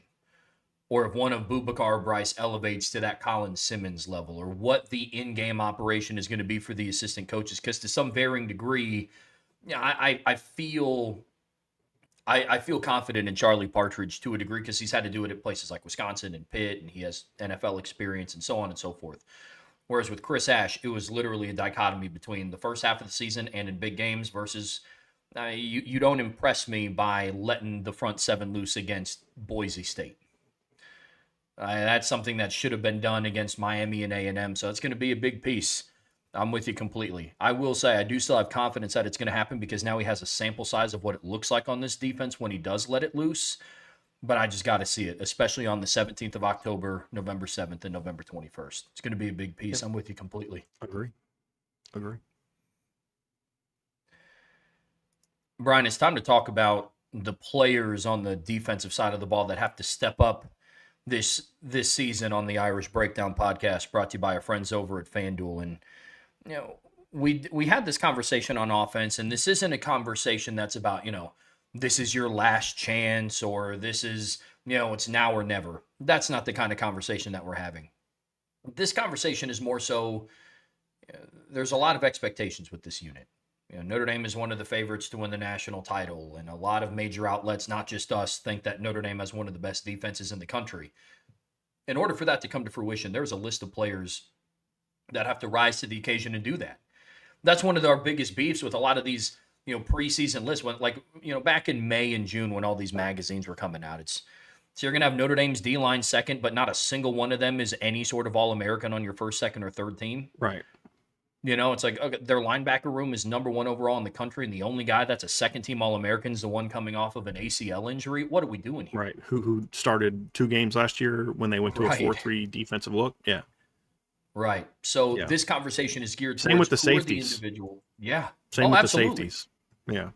Absolutely. And so this is a conversation geared towards if Notre Dame is going to reach their full potential on defense this year, these are going to be the primary drivers of that success. Again, you can insert the caveat as you need everybody, but there are some key players on this side of the ball that have to do it and that have to live up to that expectation.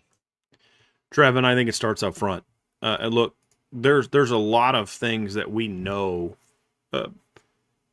If Leonard Moore and is just the same guy he's been, if Drake Bowen and Kingston and Jaden Alsbury and Jalen Sneed are just the same guys they were in the last 8 games of the year last year, once they kind of got comfortable with that defense, if DJ McKinney's just what he was in 24, if the safeties honestly are just what they were last year when they finally started together, I think that there's a lot we know. Francis Brew was an honorable mention All-ACC player last year. Tion Gray was a key rotation player in one of the better defenses in college football. There's just a lot of knowns that you look and say, if they just repeat what they did, but one or both of Bubakar Traore and Bryce Young step up and take their game to another level, this defense is elite. If everybody else just kind of repeats what they were last year and those 2 guys have the breakouts this season, that completely changes what this defense is.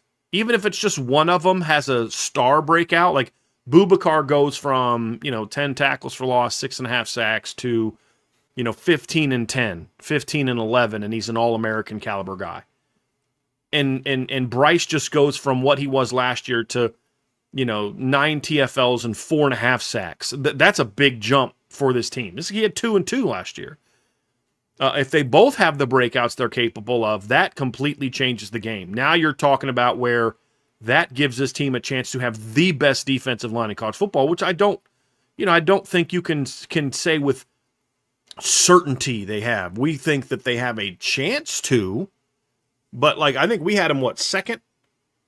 And it was all based off projection of this happening. Yeah. Of one of these 2 guys really breaking out and the other one, improving. And I would argue if Bubakar's just the same guy he was last year, but Bryce has the monster breakout, it does the same exact thing. Yeah, I couldn't agree more. This duo, especially Bryce Young, you and I are both big believers in Bryce Young could be one of the catalysts for this defense. And that's what sets it over the top. Because why? A couple different reasons. One, we've seen Notre Dame defenses in the past have one guy. We watched 2023 with Javonte Jean-Baptiste. We watched 21 and 22 with Isaiah Foskey. Why do we look back on that 2018 and 2019 defensive line with such, I guess, fond memories, you could say? It's because you had, multiple guys. You had Julian Okwara, you had Khalid Kareem, you had Adio Gandija, you had Dalen Hayes. So it wasn't just a guy. It wasn't just one player where it's like, yeah, if that guy's not on or he gets schemed away from, the other guy is fine, but not to the caliber of what this potential duo could be. They're going to have to live up to expectation, and I agree wholeheartedly with everything you said. If I could just pick one, to take that massive breakout, if I could just pick one, it'd be Bryce Young. If Boubacar just makes the natural, progression of year one removed from a knee injury to year two removed from the knee injury and picks up where he left off, but Bryce Young is a guy that goes from 2 sacks and 2 tackles for a loss to 11 sacks and 15 tackles for a loss, yeah, you can sign me up for that. Trev, I would argue that even if Boubacar is the same exact dude that he was last year, that's still true. If all he is the same 10 tackle for loss, 6.5 sack guy with 31 pressures he was last year. Same dude, real solid run defender. And Bryce becomes Isaiah Foskey. Same thing. But if Boubacar also makes the kind of just a normal year 1 to year 2 type of improvement, it's even more dynamic and exciting. So the thing is, Trev, you get into these preseason prognostications and you make your predictions and you talk about this group and that group, and there's levels of optimism to whether or not you actually think it's going to happen. Or more, maybe another way is, how likely is it that this happens? If this, and this happens, Notre Dame's going to be really, really good. You could say that about a lot of teams. If this, and this happens, then that team's going to be really good. But what are the odds that happens? That's where I think that we are. Well, with the defensive ends, I'm actually relatively confident that at the very least, Boubacar is a slightly better version of what he was last year, just because of experience, and Bryce is close to what Boubacar was last year. I have a level of confidence in that. Yeah, I would argue. I think that's the minimum expectation. I'm with you completely. Yeah. That's with all factors on the table. Bryce is now a junior. Boubacar is now a senior. The Charlie Partridge effect, all of those things. I'm with you there. But speaking of the Charlie Partridge effect, it's not just the defensive ends that are going to have to take a step and kind of be involved in this process of elevating the D-line. We also have to look at the interior. 2 guys in particular, Jason Onye and Armel Mukam. And I'm glad that you chose these 2 guys, because I think unlike some of the other players in the room, you have the offseason narrative of Jason Onye worked his tail off to get granted a 6-year of eligibility, and Armel Mukam made the very mature decision to come back and withdraw his name from the transfer portal and get reacclimated to the locker room after telling his teammates, not 3 weeks prior, to be like, hey, I'm out of here. So those 2 guys in particular, I think that's going to be a huge piece. Well, Trev, there's a reason we didn't go with the transfers. Because in my opinion, the transfers, Francis Brew and Tion Gray, when I look at them, it's just kind of be who you are, be who you were, and you'll be fine. And one of the questions that was asked in the chat was, how much of an upgrade is Francis Brew over Howard Cross? Well, I guess it depends on what part of the game we're talking about. I think Francis Brew is a relatively strong run game upgrade over Howard Cross. He's not the pass rusher Howard Cross was when Howard was healthy, especially in 2023. They're different players. And I don't really compare them because they have very different skill sets. Howard Cross's skill set fit Al Golden's defense very well. I would argue that Francis Brew is a perfect fit for this defense in the same way Howard Cross was a great fit in Al Golden's defense, which is why Al Golden and Cincinnati signed him out of college. That's the team that invited him to camp, and I believe he made the team last year, and he's playing in preseason again this year because it's the fit. Would I be excited about Howard Cross in this defense? Not really. He'd be okay. He was a solid run defender, but he'd be okay. Would I have been super fired up about Francis Brew and Al Golden's defense? He'd have been okay. but they fit the defenses that they're in. And as we've talked about, Al Gold's defense is really built around shutting down the run. And when I look at Francis Brew and Tion Gray, I don't know that they're guys that are going to go out there. And I love that Joe Mark just brought this up and he said Brew reminds him more of Sheldon Day. I don't agree with that. I think they're very different players. I think Francis Brew is a very big, strong, physical player that can penetrate with power and one-step quickness, but I don't view him as a guy that's going to go out there and be a 15.5 tackle for loss guy. I hope I'm wrong. I just want him to be what he was at Pitt. That's all I need him to be. I don't need him to be anything different. I really only need Tion Gray to be what he was at Oregon. If he's better than that, awesome. And I think he will get better because, last year was his first year in the rotation. He was a redshirt freshman last year. He's technically a redshirt sophomore now, even though he's not with the new rule changes, but in theory, he used to be a redshirt sophomore. I just need him to be a more mature version of what he was last year. If they play better, awesome. I think Jason Onye and Armel Mukam are the kind of guys that can have the kind of Sheldon Day impact because of their style of play. They are big and physical, but they're also really athletic. And that's why we've heard so much about especially Armel, especially in fall camp. I mean, he's been great in the practices we've been. And then talking to different sources, it sounds like Armel's having a great camp. We've heard players talk about him. Jalen Sneed brought it up. Somebody asked Jalen Sneed about, actually, I want to read that quote that we have, Trev, about Armel, but Jalen Sneed had a quote about him that, by the way, can I say how much I loved listening to Jalen Sneed talk the other day? I tweeted about this, but one of my favorite things is just watching the evolution of young men be what they were as 18. And most of us were pretty immature at 18. Not all of us. Some of y'all were real mature when you were 18. I wasn't. I was a typical 18-year-old. I thought I knew it all, but didn't. And that kind of thing. I'm sure some of you are shocked by that. But just to watch Jalen Sneed's just maturity as a young man the last 5 years, even just the last 2, has been great to see. And he was so good in the press conference, not just the one in front of the TV camera, but the one upstairs as well. Because there's 2 interviews that players do. You all see the one that's on TV, but that's not. They also go upstairs and then they talk to the sort of the print media, and even the answers there were just so good. But here's what he said about Armel. Somebody asked him on where the defensive tackles have improved. Then he talked about with their hands being able to take on double teams. He goes, mentally they've improved. He goes, I would say Armel Mukam, like last year, I don't think he could have played here. This year, a whole flip switched in him. I don't even know how to explain it, but something flipped in him, and he's just playing out of his mind right now. And he said him, J.O., Jason Onye, Tion, and Francis are all playing out of their minds. And then they asked him about Armel's improvement. He said, I would say mentally, just knowing the game and actually coming in extra. He's been coming in extra, doing extra work. He's just gotten so much better. Him and Coach Partridge have a great relationship. And anyone that's listened to comments that I've made about Coach Partridge and Armel Mukam is not going to be surprised by that.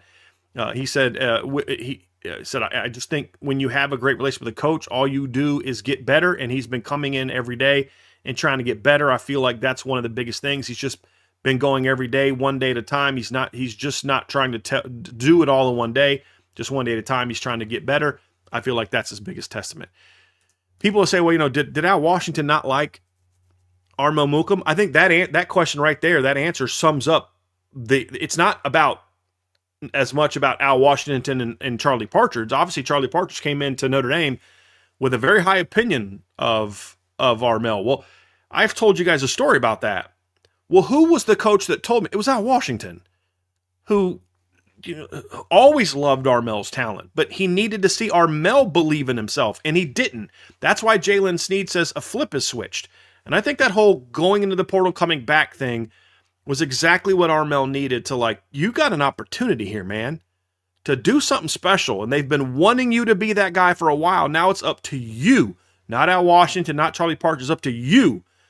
And he's not being made to come in extra by Charlie Partridge, because as a coach, you don't really want to do that. You want a guy to come to you, say, Coach, can you work with me afterwards? But Armel Mukam has that kind of, he can be a 8, 9, 10 tackle for loss guy. I think Jason Onye can be a very disruptive player. Just look at what he was the last 6 games of last year in the first 5 of 2024 before he went out for the season. There were conversations we were having in 2024. Me and you, talking with Ryan Roberts and about it. Me and Sean Davis we're all kind of like, Is it me, or is kind of Jason Onye been their best D tackle the last 2-3 games, right before he went out? To me, those guys stepping up is even more important than Armel Mukam and Tion Gray. If they all step up, that's awesome. Or Francis Brew and Tion Gray. But if those two guys step up, that changes the game completely for the Notre Dame defense, because now not only are you stout against the run, but now you have pass rushers up the middle as well. And that's the game changer, in my opinion, for those two. Yeah, when you look at them, they could be the difference makers on the interior. I'm going to be happy with whatever contributions Notre Dame gets from Francis Brew. But to your point, look, you're just who you are last year, which was that of an all-ACC honorable mention player. I think that's a pretty darn good defensive tackle. But Armel Mukam and Jason Onye kind of have the feel to them of like, those are the guys that you want on the field on the fourth quarter, or in the fourth quarter on the final drive of the game against Miami, in the fourth quarter, late in the game, in the college football playoff semifinals. That's the kind of impact that they could bring to the table. I'm with you completely, and I think that their breakout would be a huge, huge difference maker for this D-line. Because for Notre Dame to have the number one, potentially number one, or just top 2 or 3 defensive line in the country, it's going to be a collective effort. They can't just have Boubacar get over double-digit sacks. Isaiah Foskey had double-digit sacks in 21 and 22. They did not have the number 3 defensive line in the country just because Isaiah Foskey had 10, 11, 12 sacks in a season. And so that's what's going to be. It's a great analogy, by the way, Trevor. Is they had an elite defensive end in 21 and 22. Or it'd be 22 and 23. No, it's 21. Yeah, no. 21 and 22. Because 23 yeah, was and then Javonte was 23, yeah. But they didn't have an elite defensive line. It's a great point. They had a defense. They had an All-American in 2023 and Javonte Jean-Baptiste, and they still didn't have an elite defensive line. Because one of the positions struggled. The Viper position was not good that year. Yep. And one of your, your D tackle position, your starters were really good, but your depth wasn't there. So, yeah, it's a great analogy. Great point. Let's talk about linebacker, specifically Drake Bowen, one of the returning captains, one of the most experienced players on defense, going into his 3rd year in the starting lineup. There's a lot kind of riding on this season, and some of that is around the leader of this defense. And that's Drake Bowen. He's one of, but, he's got the green dot. He's helping get everybody lined up and organized. So this is going to be a big year for Drake Bowen, and he's one of the more polarizing players on this defensive roster. I'm not going to get into that because you guys are very clear on where we stand on our feelings about Drake Bowen. Yep. But this is going to be a big year for him, and one where it's kind of like, why do we feel so good going into 2012? Because we watched what Manti did in 09, 10, and 11, and then he comes back in 2012. Why do we feel so good about 2015? Because we watched what Jalen Smith did in 13 and 14. The list goes on. And so that's what I feel Drake Bowen's impact could be with this team too. So set the annoying discussion about Drake Bowen aside, and let's just talk real football about Drake Bowen. Drake Bowen's been a pretty good player the last couple of years, with a few exceptions. Like, he had he had a rough start to last year. Once he got settled in, he was very good. But I also feel that there's another level Drake can and needs to get to in order to really be the guy that he's capable of. He's been a lot better than what people think that he's been, but I will not say that Drake has played his full potential. I do not believe he's a maxed out player. I do not believe what you saw is what you get. I believe there's another level for Drake Bowen to get to, and he needs to get to it this year. Look, we're going to see all 5 linebackers. And they're all going to make plays, but you want your captain to really be the true ringleader of your group. And I think that Drake can be that and needs to be that. And if they're going to be an elite run defense, I think he has to be part of that as well. With the amount of big games that we're expecting Notre Dame to play in this year, to your point, you want the captain to be the focal point of that, the leader who you turn to. We've talked this offseason about what CJ Carr's role is going to be in that. Who in the huddle can they look at and be like, hey, who are we leaning on this drive? And everybody wants to point to 13. 34 is going to be one of those players on defense. Thankfully, he doesn't have to do it alone. But it is good when you have that guy. Like, Manti was not the only star on that defense in 2012, but you just kind of knew when the big moment, 5 was going to step up. Same thing with 9 in 2015. Same thing with, Jeremiah Owusu-Koramoah's number 6. in 2020. So it has that feel to it. I'm with you. But again, he's not alone, but Drake is going to have that type of season and that type of impact. We've seen multiple defenses over the course of previous national title winners where you can go and point back. It's like, yeah, that's the leader of the defense. That's one of the Yeah. primary drivers. And he could be that this year. And it's hard for me to imagine them being an elite run defense, which they want to be, if they don't have an elite, a Mike linebacker that plays at a very high level. Yeah, agree. Again, this isn't a question mark, just so people are clear. This isn't, oh, we're not sure, he hasn't been good. No, this is when you talk about what is it going to take for this team to play elite defense. These players being the best version of themselves is what we're talking about. And that's what, so we're not talking about some of the lazy, oh, he's not that good, he's not this, he needs to not play, this guy needs to play. No, we're not talking about that. We're saying for this team to reach its full potential, Drake needs to reach his full potential as well. He's been good the last 2 years. I don't think he's been the best version of himself. For whatever reason, new defense, hip injury, I don't care what the reason is. It's not an insult. He's been a really good player. There's no bigger Drake Bone defender in the Notre Dame world, in my opinion, than us. But that's pushing back on a bad narrative. The real narrative is Drake's been good the last 2 years, but he can be great and he needs to be great. And that's what I expect from him this season. The rest of this conversation, Brian, is going to live in the secondary and on the back end of Notre Dame's defense. And there's a pair of transfer portal players that came in at corner that are also going to have to step up this season. And we're talking about DJ McKinney, who came in from Colorado, and Jaden Sanders, who came in from Michigan. At the time, I remember thinking, because obviously Brian's hearing some of this stuff before, and we're sticking true to we're not going to take a kid's moment, but he hit me up, and he's like, hey, Notre Dame is going to get these two corners. And I was like, okay, that's interesting. Because you got to think at the time, Leonard Moore comes back, Christian Gray comes back, Mark Zachary and Dallas Golden are going to be a year older, and we know what the true freshman class is going to look like. So I was like, all right, interesting move. Then as the offseason progressed, you kind of see why they made that move. It adds depth, it adds talent, it adds experience. This is going to be a big year for the two transfers, and both of them have the opportunity to start, albeit it's most likely at one position, but they both have the opportunity to start, and at the bare minimum, be in the two deep. It's going to be a big year for both of the transfers. No question. And look, I think to a degree they both have to step up. This isn't to your point, this isn't an or. One of DJ McKinney or Jaden Sanders has to step up. One of them has to seize hold of the starting job. Like, this is my job.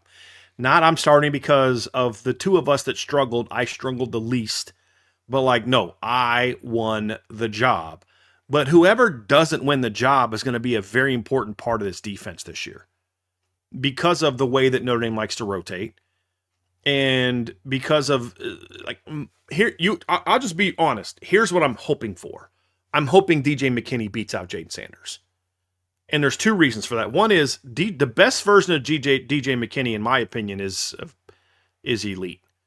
And there's an intel piece where I talked to somebody inside the program. I've actually had this conversation with a couple different people about DJ McKinney, where they're like, look, if this guy can put it all together, he's got first-round NFL draft pick talent. He's fast, he's long, he's smart, he makes a lot of plays, all that kind of stuff, right? But he's just got to show it. He's got to be that guy consistently. When I look on the other side and I look at Jaden Sanders is more steady, more dependable. I don't know that he necessarily has the same upside as DJ as a playmaker, but he could still be very good. The other reason that I kind of want Jaden Sanders to not win the job, if I'm being honest, is because if he starts at field, that kind of takes away his ability to play all three other spots. And he's like the ultimate Swiss Army knife in the secondary. But when he's starting, it's harder to justify moving him around. So I just think that solidifies. Whereas DJ McKinney could play both outside spots, and maybe he becomes the number two, and maybe he does a little bit of that. But Jaden Sanders can play all three. He can play nickel, field, and boundary corner. So I'm just saying selfishly, that's why. It's not because I necessarily don't think Jaden Sanders is that good or anything like that. It's just like when I think of the ultimate scenario, the perfect world scenario, DJ McKinney has that breakout season, Jaden Sanders becomes a super sub, and then next year you're building your cornerback rotation around Jaden Sanders being that guy that steps in for one of DJ McKinney or Leonard Moore, because they're going to both be in the NFL next year. We see that the exact same. I'm also hoping that it ends up being DJ McKinney's job. I agree with everything that you said for that reason. And I think the best version of DJ McKinney that we're going to see in 2026 is higher than the best version of Jaden Sanders we're going to see in 2026. Why? Because DJ McKinney's a fifth-year senior. He has Mm-hmm. started at Oklahoma State. He has started at Colorado. Now he has the opportunity to start at Notre Dame, whereas Jaden Sanders is going into his true sophomore season. And I think his best football is still in front of him, whereas this is DJ McKinney's last year in college, regardless. I guess, unless there's another judge ruling that brings people back, different conversation for tomorrow. But that's how I feel about this one as well. I'm with you. I don't think that this is an or conversation. It's definitely an and. You need both. You need both players to step up, as do you, Christian Gray, who went from being the Mm-hmm. field corner to now he is the projected starting nickel in Notre Dame's defense. One of the reasons why they brought in DJ McKinney and Jaden Sanders is because they planned on moving Christian Gray inside. Now, this isn't well, if Christian Gray doesn't work out inside, they have zero answers because the things that we've seen over the course of the offseason from Dallas Golden, from Jaden Sanders in the nickel, Nick Reddish before he got hurt, we're all promising. But putting a 3-year starter at Notre Dame, well, I guess going into his third year, 2 year starting experience, third year in the starting lineup, making that transition, I think, is going to bode well for Notre Dame's defense. And I think it fits Christian Gray's skill set well. But him breaking out and having the type of season I believe and that Brian believes he's capable of having will not only, I don't want to say justify the decision, but almost like verify what the coaching staff believed that they would see from Christian Gray in the nickel. Not only will it do that, I think that's kind of the final missing piece. Notre Dame's had some pretty good nickels come through. Thomas Harper was great in 2023. Jordan Clark was, I'll admit, better than what I thought he was going to be playing nickel in 2024. I thought he was very good.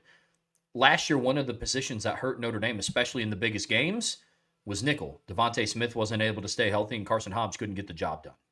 Christian Gray is going to have a lot on his plate this year. If this is going to be the year of college football we believe it to be on offense, with some of the really good receiving cores that Notre Dame is going to have to face either in the regular season, talking about November 7th specifically, or in the postseason when you could face an Ohio State, a Texas, an Oregon, an Indiana, potentially a Georgia.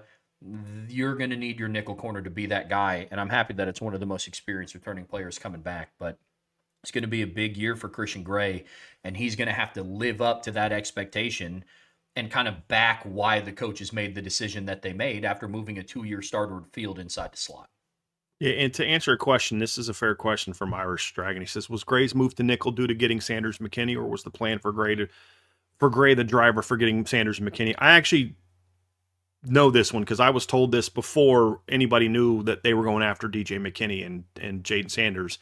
That they wanted to. They number one, they didn't love the nickel options that were out there like they have in the past, but Mike Mickens really felt that Christian Gray, with what he was good at and some of the areas where he'd struggled, I thought a move to inside would really be beneficial for him and the defense, and they liked a lot of the outside cornerback options. So if it was kind of it was first about what do we got to do to get Christian going, and then once they did that, then it was okay. Now here's what we need to do to go fill that out. So it was the move of Christian came first. Then it was go get Jaden and DJ McKinney. Now those guys they were aware of those guys. They knew what was out there. So it's kind of a little bit of both from the standpoint of what was out there nationally gave them even more confidence to make a move that they had already been thinking about making with Christian. And so that's kind of how it went into. So it was a little bit of both, but it was driven primarily by their confidence that Christian could move inside and be good, while also knowing if we make this move, we know exactly who we want to go target in the portal to then play outside. So that's how that went down. I don't know if we've talked fully about that, but that's how that went down. So it's a very good question. It's a little bit of both. A little bit of both. Look, with Christian Gray, Trev, dude, we've seen you play great football. Just be that guy more consistently. It's really that simple. And if he is, he's a game changer. We've seen that. We've seen that in big games. I mean, we talk about who's that guy that's going to make that big play. And when you think of Notre Dame fans, they think of what when it comes to game-changing plays late in the game for Christian? They think of the big play gave up to Ohio State, right? That's what they think about. Yep. They don't think about the fourth down pass breakup that he almost returned for pick six against Texas A&M. They don't think about the pick six as much against USC. They just think about how bad he got beat, but they don't think about the fact that it was a 7-point ball game when he picked off Jaden Maeve in the end zone and ran it back for a touchdown. They don't think of earlier in that game the 4th and 2 stop where he tackled the receiver in the backfield on 4th down on the game's opening drive. They don't think about the big interception against Penn State, and the ones that do forget the big 3rd down stop that he made against the run earlier in that game, because nobody that remembers that stuff is asking it. Is he physical enough to play in the nickel? I've been shocked that that question has been asked. Because it's, again, I think people forget about those plays. They just remember the plays where he's getting beat. Yeah. And so he has been a big playmaker for much of his career. It's just when he's not good, it's really not good. And that's the issue with Christian. Can you be that really good version of yourself 10% more of the time? Yep. If he is, he's a stud. If he isn't, he'll be the same really good 90% of the time, really bad 5% of the time, and an average 5% of the time. I mean, that's kind of where Christian's been. They need him to be the better version of himself more consistently. Because when he is, he's really, really good. And there's a reason there's draft analysts that rank him as one of the top 10 cornerbacks in this draft class. There's a reason why some people view him as one of the better corners in the country, because they watch the film and they don't emotionally watch it like we do as fans, and they also don't watch it only off TV copy. Because the unfortunate thing is, this is why some people still don't think Troy Pride was really good in 2019, because they only remember the plays he gave up. You don't see on TV copy all the times a guy is just in the hip pocket of the guy he's going against. They remember that. Because you don't see it on, in fairness, you don't see it on TV. You only see the breakups, the picks, and the catches allowed. Which is what? 7, 8, 9 plays a game? Maybe. And so that's why there's a difference of opinion between how a lot of draft analysts view Christian Gray and fans do. Now, draft analysts have the same concern that Notre Dame fans have with Christian Gray. Same one. Dude, you got to get rid of these bonehead plays. You got to get rid of these where you just lose your technique or lose. You got to get rid of those. But the difference in opinion is not that. They know that just as much as Notre Dame fans do. It's the in the middle that drafts analysts love, that I love. But it's also what makes it even more maddening, because you see so much of that really, really, really good. And then, like, how does that guy do that? You know what I mean? Like, I don't even blame him for the Jeremiah Smith play. That was on the coaches. We said that at the time. I still say that was on the coaches. Why did you ask a guy who's not good at playing off coverage to play off coverage without any safety help against Jeremiah Smith? You know what I mean? That's on the coaches. That's not on Christian. The USC stuff was on Christian. Yeah. Both years. That was on Christian. He's got to do better there. The pass interference late against Texas A&M, that was on Christian. You know? So you got to get better at those things. Brian, we kind of wrap up this conversation about the defense that we had today. I mean, we covered a lot. We talked about what we know about them, the questions that we had, the players that have to step up. Here's what we know for certain. If Notre Dame is going to go out and win the national title, which is something that they're favored to do on FanDuel, they're one of the favorites along with Ohio State and Texas. The odds change every single week now at this point because we're so close to the season. But this is the side of the ball that I think, at least I am, and correct me if, maybe not correct me, but let me know if you think differently. I think that the floor of this unit entering the ceiling is higher than what it is of the offense. But I think both ceilings are exceptionally high. With the defense, there's some things that have to continue panning out. We got to see what the assistant coaches are going to do on game day, who emerges as kind of that star or stars on the defensive line. But this is an exceptionally talented group, and one that could be a primary driver of success for Notre Dame's title hopes. I agree. You want to take that one over? Wrap us up? Because I'm about to cough. You got it, man. Yeah, you got it.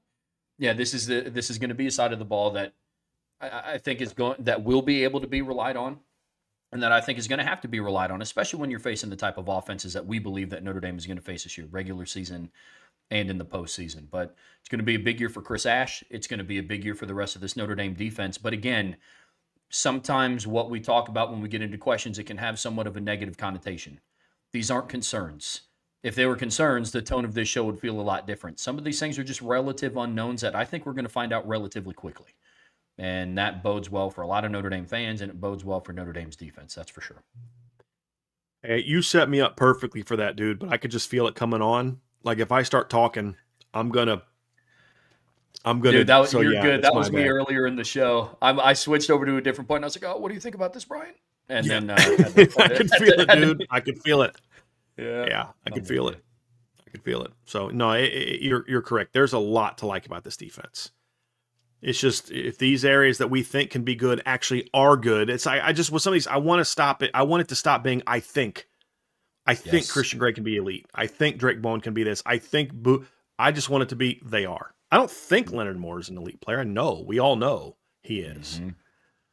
That's where I want to be. It's exciting. I'm actually a lot more excited about this defense than a lot of people are. Very, very excited. I'm very high on this defense. Very high. Brian, speaking of defense, the rest of the time today on the Irish Breakdown podcast, brought to you by our friends over at FanDuel, is actually dedicated to ranking our top 10 defenses in college football. Now, for the offensive side of the ball, we had the same list because it was give or take, I think, a position here for a team or a position here for a team. The lists were almost identical. Defense, it's a little different. And so what we're going to do today is we're going to give our own lists. Now, typically what we do here is I'll list off my 10 through 6. Brian will list off his 10 through 6. Then we'll kind of dive in and talk about the differences, why we had some teams where we had them. Then we'll do the same thing 5 to 1. And then we're going to give some superlatives at the end, risers, who could jump in, who might fall, who might drop out, and all those different things. But, before we dive into this list, Brian, this was a difficult one to put together. Yeah. So the plan originally was that we were going to do it like we did the offense, where we just come up with like the IB top 10. And so what we did last week is we had the same 9 in almost the same order. We had a couple flips. So like we went with my ranking on one where we had them like 4 and 5. And then we went with Trevor's on another one where we had them like 7 or 8. And then we just took both of our 10s basically and put them in there as the tie for 10. We have 8 of the same on this one, but even in that 8, there's some big variations. So we just thought, hey, look, instead of trying to come with an IB 10, we'll just kind of do, kind of like we've done in the past. So we'll get through that, Trev, and then we'll ask each other some questions and talk about some of these groups, Trev. But let's start off, obviously, with your 10. We'll go 10 to 6. You guys know, remember, just a reminder of kind of what this is. This is not a preseason where they are now. This is us projecting what these groups will be. So if, like we're not saying like on day one, this is where they're going to be. This is more of looking at by the end of the season as we're ranking after the season, this is where we think this will be. And so there is a lot of projection here, especially with teams that have a lot of transfers. Some of the teams at the top, that's not a big issue. The transfers are either depth players or maybe a starter, but there's a lot back. For some of the teams that are either in the list or just outside of it, there's a lot more projection. So just keep that in mind as we get to this. It's a projection of what we think will be as we get into this. Getting us started off here with my number 10 defense, I'll go 10 through 6. My number 10 defense is the Michigan Wolverines. So I have them at number 10. At number 9, I have the Auburn Tigers. Number 8, I have the Texas Tech Red Raiders. Number 7, I have the Georgia Bulldogs. And at number 6, I have the Texas Longhorns. My 10 to 6, Trev, I have number 10, I have the Clemson Tigers. This is one of the ones that you and I have a difference of opinion. I'm number 9, I have Georgia Bulldogs. Number 8, Texas Longhorns. Number 7, the Ohio State Buckeyes. And number 6, the Miami Hurricanes. So as you guys can see, I think there's only, 2? Texas and Tech and Georgia are the only 2 that we have both in 6 to 10. Now, we have a lot of these teams in, but like you have some higher than I do. So let's talk about it, Trev. Let's first talk about the 2 teams that we don't have in, or that we don't have on the same page, and one of them in this group is you have actually two of them of yours are in this group, but you have Michigan at 10, and you have I'm pull it up here real quick. Sorry, Auburn Tigers at 9. Let's talk about it. What do you like about this Michigan defense, and are they a top 10 defense for you this year? Yeah, when I dive into the defensive side of the ball, I pay attention to who's driving the ship, and I start looking at defensive coordinators. One of the things that I like that Kyle Whittingham did is he brought over Jay Hill from BYU, who I thought was one of the better defensive coordinators in the Big 12 the last couple of seasons. But obviously, like we talked about, this is a projection. Now, some of the things that I like about Michigan, I do like their secondary. There's some questions about them, but Rod Moore coming back healthy, I like. Jair Hill and Zeke Berry return as the outside corners, and then Smith Snowden, he's kind of like a nickel corner, followed over Kyle Whittingham from Utah. I think the defensive line has experience in their projected starting lineup. Obviously, John Henry Daly, I'll talk more about him in a second. But then they bring back Cameron Brandt, who played over 400 snaps last year, along with Trey Pierce, who played 405 snaps last year. Michigan's also one of those teams that, we talk a lot about relative floors. And I think year over year, their defense is one of those teams that has proven to me that, like, hey, I think that relatively speaking, I don't see them, even with a new head coach, rolling out with a defense that allows 27 points per game this year. I like their defensive coordinator, and I like some of the key returning pieces. But the reason why I have them at 10, even with a projection, which made it close between Michigan and Clemson, one of the teams that was very close to making my top 10 list, well, one of the reasons why it's a little lower for me, one, can John Henry Daly be that guy he's projected to be? You guys have seen all the lists. You've seen these preseason All-American lists, and almost every single time I see it, John Henry Daly is either a first or second teamer. He was considered one of the best transfer portal players in this cycle. There are some things that I have to see from him on the field and from a health standpoint. That's one big question that I have. And then the other piece is, can the inexperienced depth step up? That's a piece for me that's like some of the guys that I listed off were the depth last year, and now they're stepping into that role. Who can be the Zeke Berry from last year? Who can be the Cameron Brandt from last year, the Trey Pierce from last year? And then the final question for me with them is, I'm projecting a lot of a Nathaniel Owusu-Boateng breakout under Jay Hill's defense. I think he's a very talented player. But one of the questions is if he kind of is just, builds. I think he played something like it was either 65 or 95 snaps last year as a true freshman. Is he ready to take on a much bigger workload in this defense? I'm not sure. If he is, I think that's going to justify or at least help back up one of the reasons why I have them in my top 10. If not, could end up looking a little silly having them in my top 10, but that's why I ultimately ended with Michigan.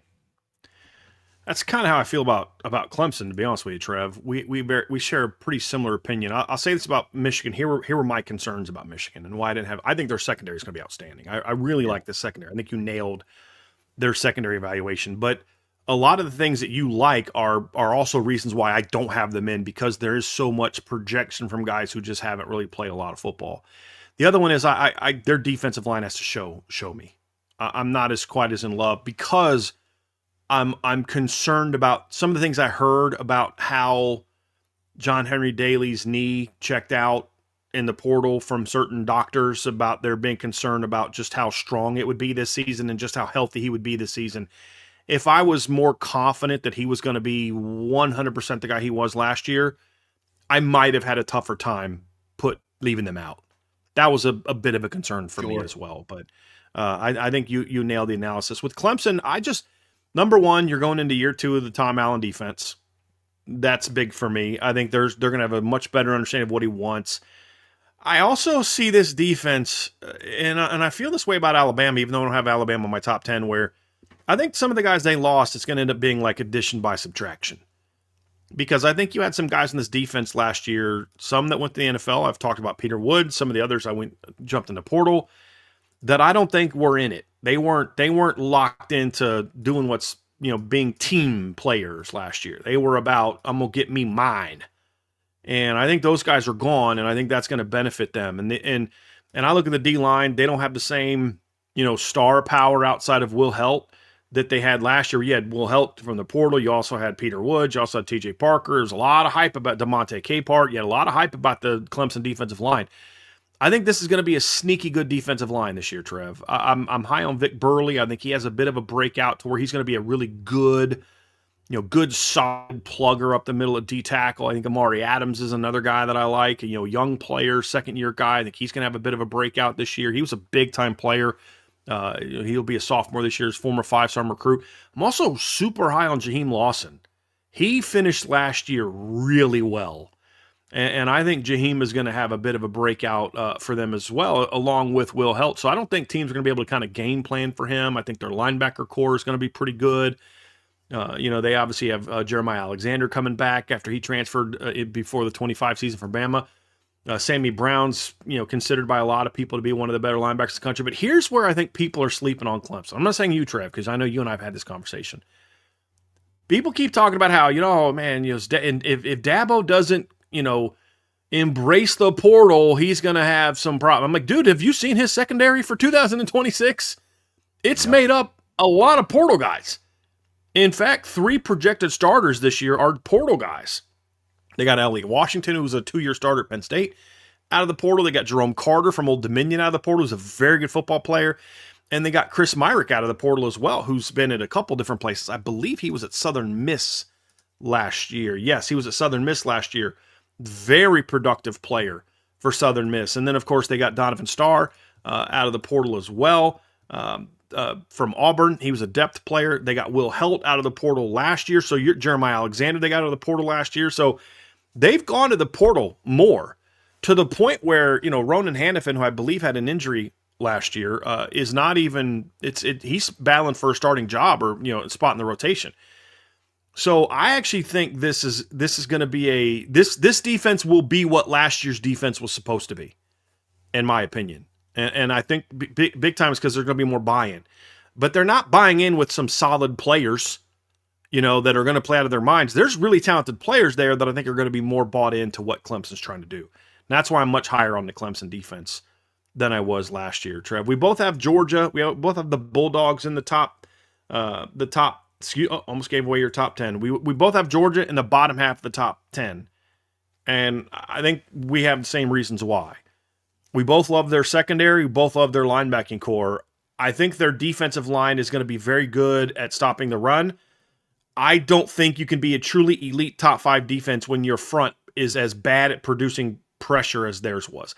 They've never been a team that needed their front to be huge sack guys, but they were really bad at it last year. Yeah. And while there's some younger players that are stepping up that I think are going to be really good players, I still think their D-line is going to be good.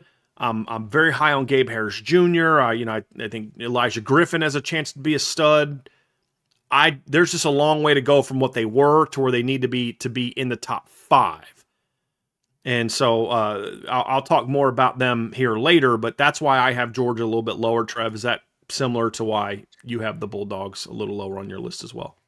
Yeah, they were a very interesting team to evaluate because, as we all know, they're rightfully so the favorite on FanDuel to win the SEC. And we've talked on this show before about how we believe that this could be the best secondary they've had since like 2019, and the linebacking core returning is really good. And heck, earlier in the show we talked about how Georgia has one of arguably the most complete back sevens that could compete with Notre Dame's. But I'm with you. I got really hung up on the defensive line. I like the experience they bring back.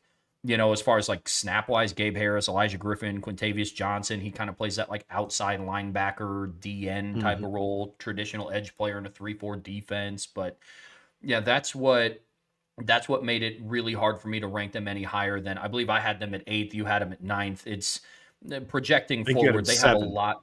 I had them at 7. Oh, that's right, because I had Texas Tech at 8.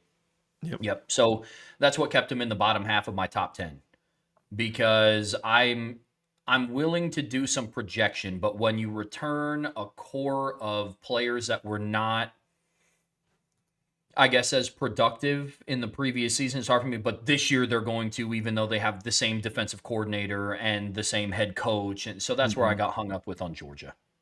I'm with you. I just think to some degree they are what they are. But they can be a riser if their front can provide more playmaking It's not just the pass rush, it's playmaking. I think that's the thing holding them back from being a truly elite defense like they were in 21 and 22. Another team that we have outside the top five, Trev, we both outside the top five, is you have Texas at 6, I have Texas at 8. This was a very interesting team to evaluate. I see a lot of people have Texas as a top 5 defense. I'm not there yet. I think Texas has big-time talent. I really like the Texas roster.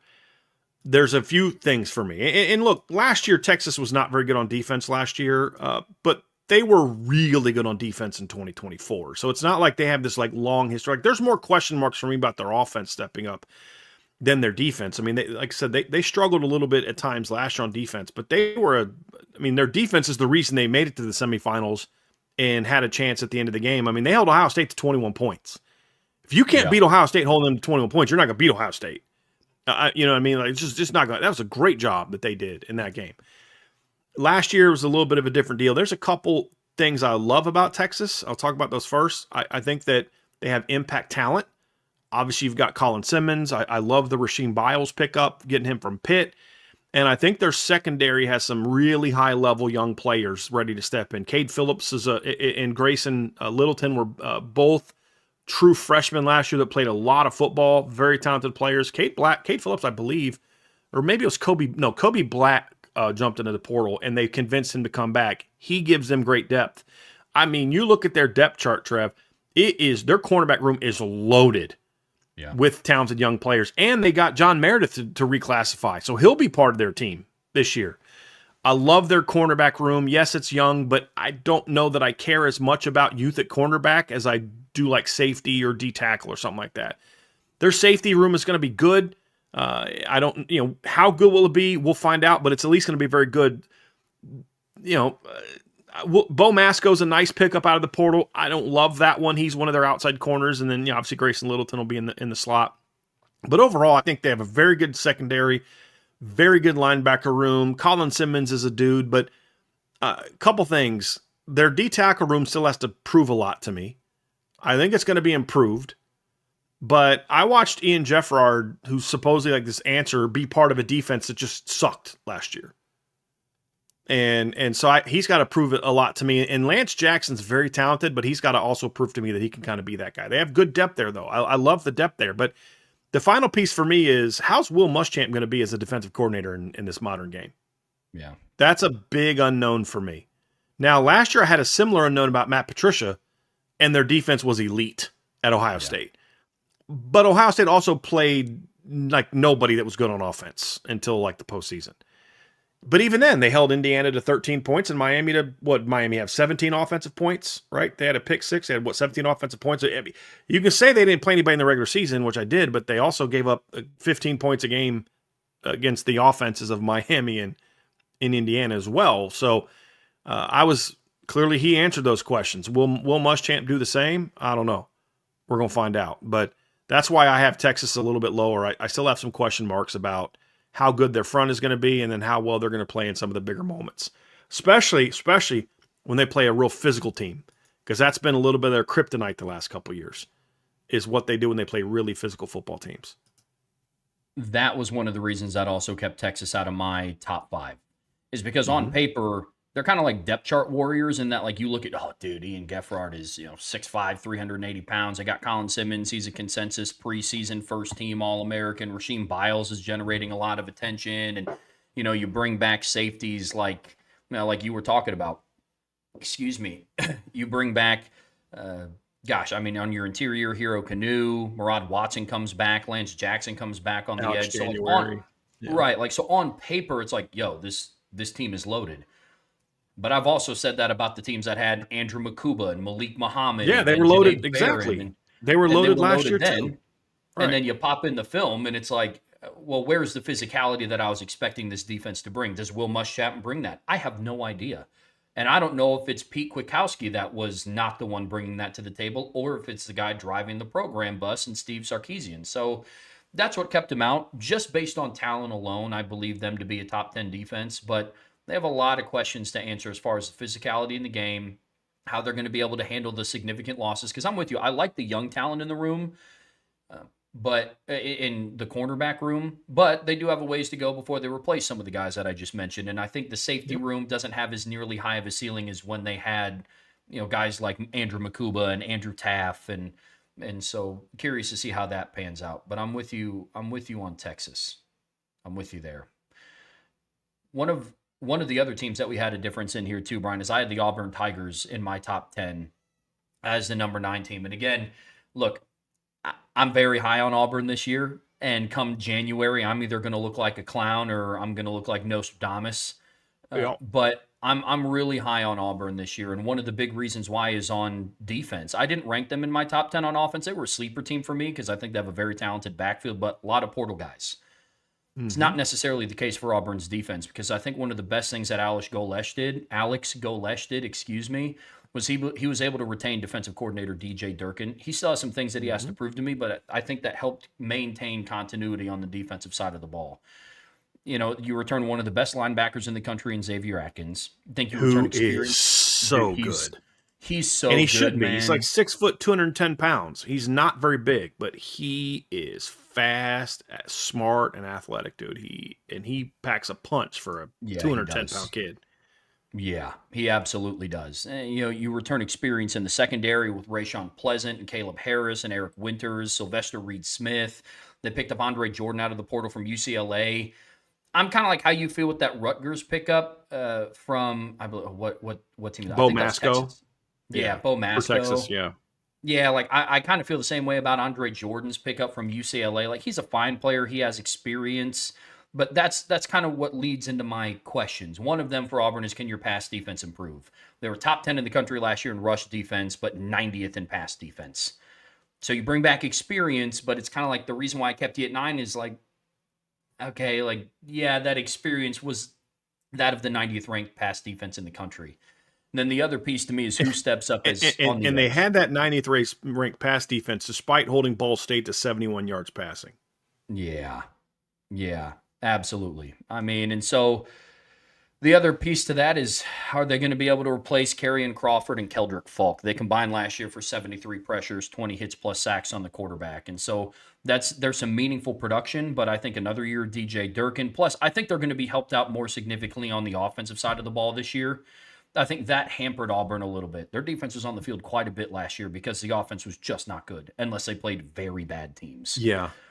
And so I That think Trev, that that's such a great point about Auburn, though, is there was so much pressure on their defense last year that they would eventually just kind of buckle, Yep. and just, I mean, like you had Georgia down 10-0, and your offense is about to punch it in and go up for a score, and then they give the ball away, and it just, there was so much put on it. Being able to retain DJ Durkin was a great move for Alex Golesh to be able to keep him as defensive coordinator. And I've got some issues with DJ Durkin in some other areas, but like as a defensive coordinator, he's very good, very good.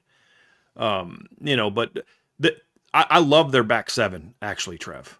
My big question for Auburn, why they're not my top 10, is there's just way too much projection on the defensive line. Totally Deshaun Womack from LSU he was kind of just a rotation guy at LSU. The Cody Figler kid they got from Arkansas State was a solid player, but he wasn't even dominant at Arkansas State. So there's too much projection for the D line. But if I had to guess, I would lean towards, I don't think that you're necessarily nuts. If they're not top 10 by the end of the year, they're going to be close. The D-line projection was it was too much for me to be able to put them in my top 10, but your analysis of what they've got coming back is spot on. Absolutely spot on. I'm not, dude's got Auburn on my this top 10. Like, okay. Trev, did you do this at like 2:00 in the morning? Like, were you like way past your bedtime when you put this list together? No, I didn't feel that at all about your 10. And that's the thing is we're very different. There's only one that I was like, whoa, I'm going to need you to explain that one to me, but that's going to when we get into the top 5. A couple others, Trev, obviously, when you look at your top 10, I'll have some things to say about this, but you had Texas Tech down at 8. I have Texas Tech in my top 10 or my top 5. What is your reservation about the Red Raiders? Because we would both agree they were top 5 defense last year, right? Mm-hmm. Even in the game they lost, the defense actually played pretty well against Auburn. It was the offense that was terrible. So what's your reservation about the Red Raiders? I've been consistent with this offseason, and this is just a principle I have. Remove the name Texas Tech. I can assure you, Jersey Bear, that is not what I was doing. I promise you. I promise you that with everything going on out there right now, I'm not hanging out around Penn State fans. But I've been consistent with this offseason, and one of the things that makes me nervous is when an entire unit is completely made up of portal guys. Like, and I Yeah, know for some that might not be an issue. For others, it is. Sometimes it isn't. That's a big issue for me. Yeah, I'm not willing to concede like, well, they did it last year. It's like, well, I don't know who their David Bailey is this year because I would sure, also then be granting the premise that all portal classes are the same.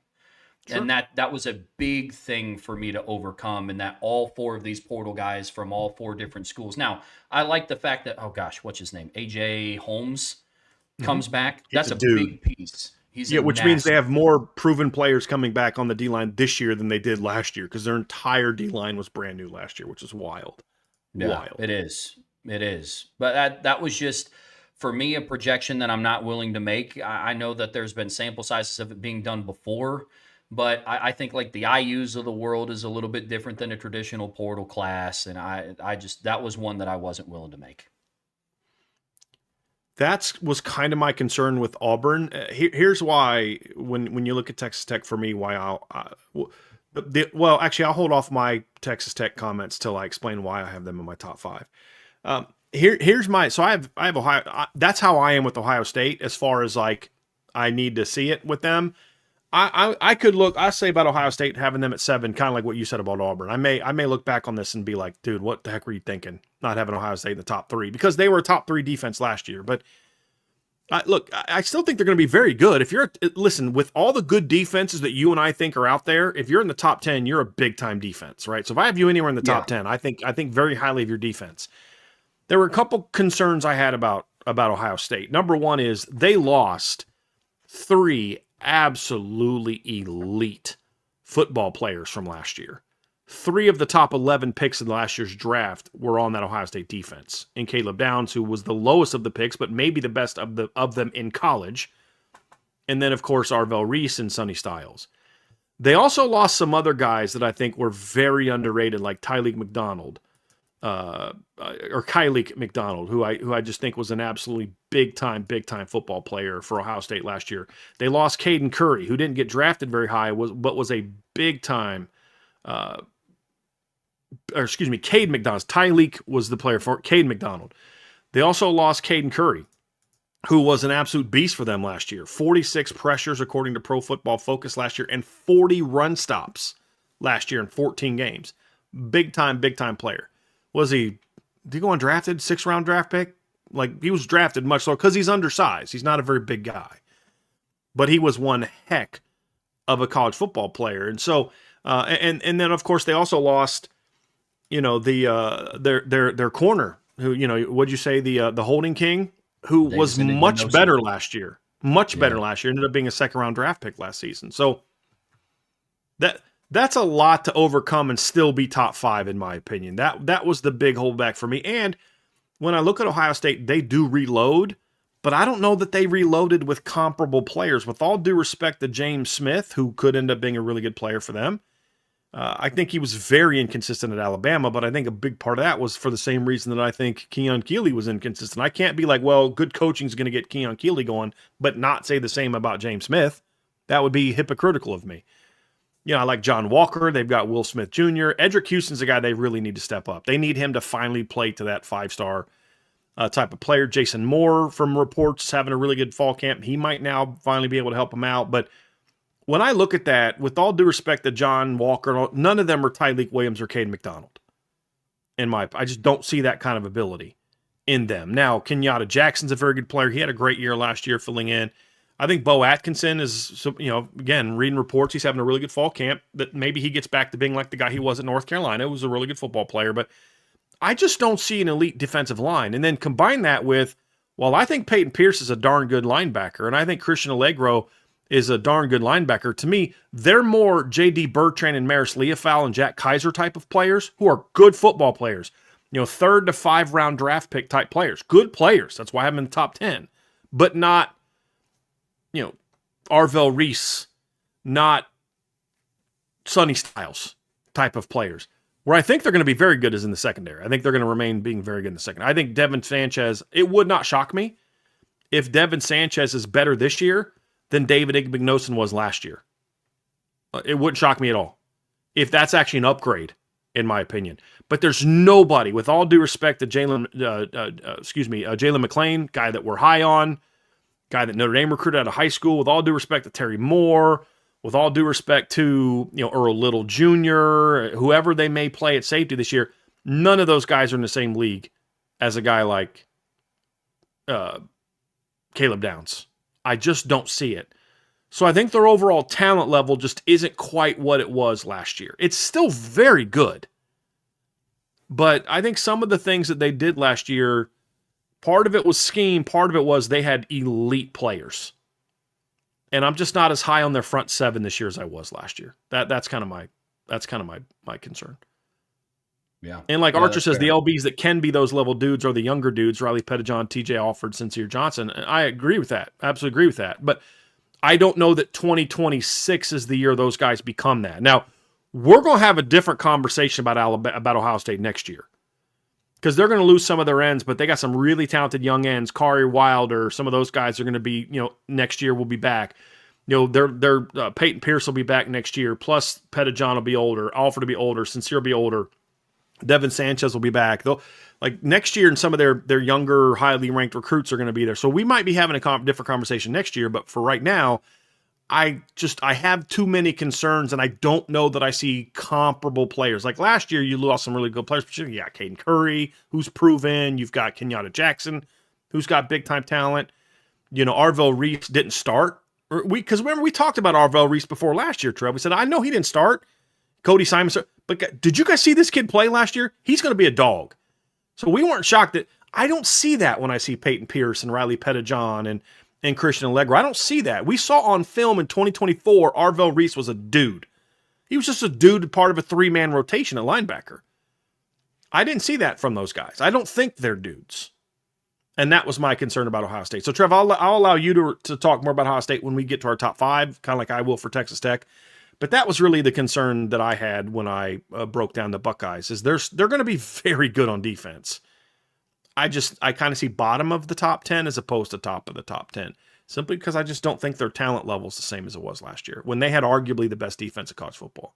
They didn't lose their 2 games at the end of the year because of their defense. Believe me. You know what I mean? Think of 13 points in the Big Ten title game and gave up 17 defensive points against Miami. Their defense played well enough to win both of those games. And that's why you and I have said the teams that we thought could have given Notre Dame problems in the playoffs, Ohio State's always part of that conversation, because that defense would have been really tough matchup for Notre Dame's offensive line. Real tough matchup.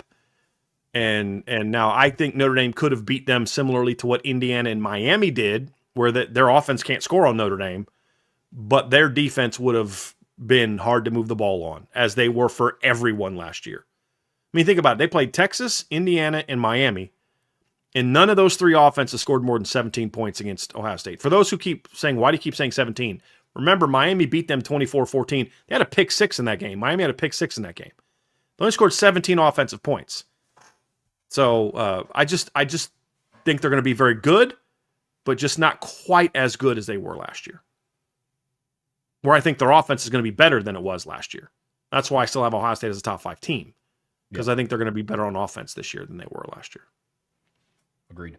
It's kind of like Miami. I don't know that Miami's going to be as good, and I'll talk more about them in the next segment. I don't know that Miami's going to be as good on defense this year as they were last year, so they're going to be very good, but I think they're going to be a lot better on offense.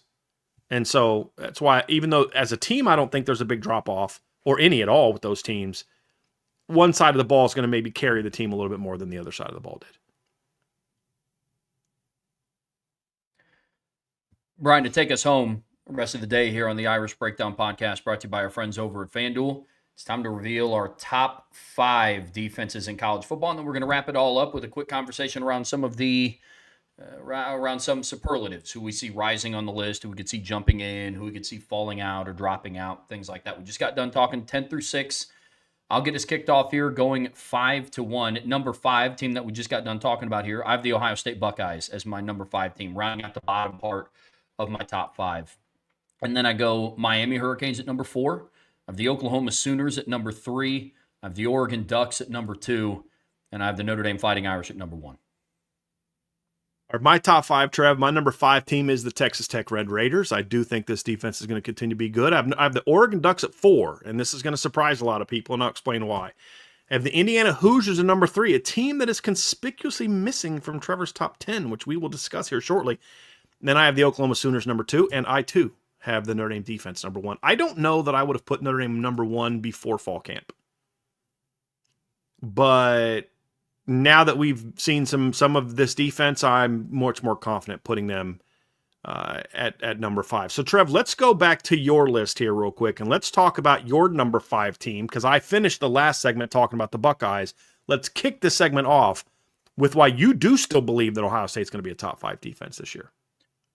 Some of this, and I apologize because this kind of, it kind of comes off as lazy, but they as a program have shown me pretty consistently that they're able to replace some premier positions like defensive end, like to varying degrees defensive tackle. Now, I do think that there are going to be areas that step back.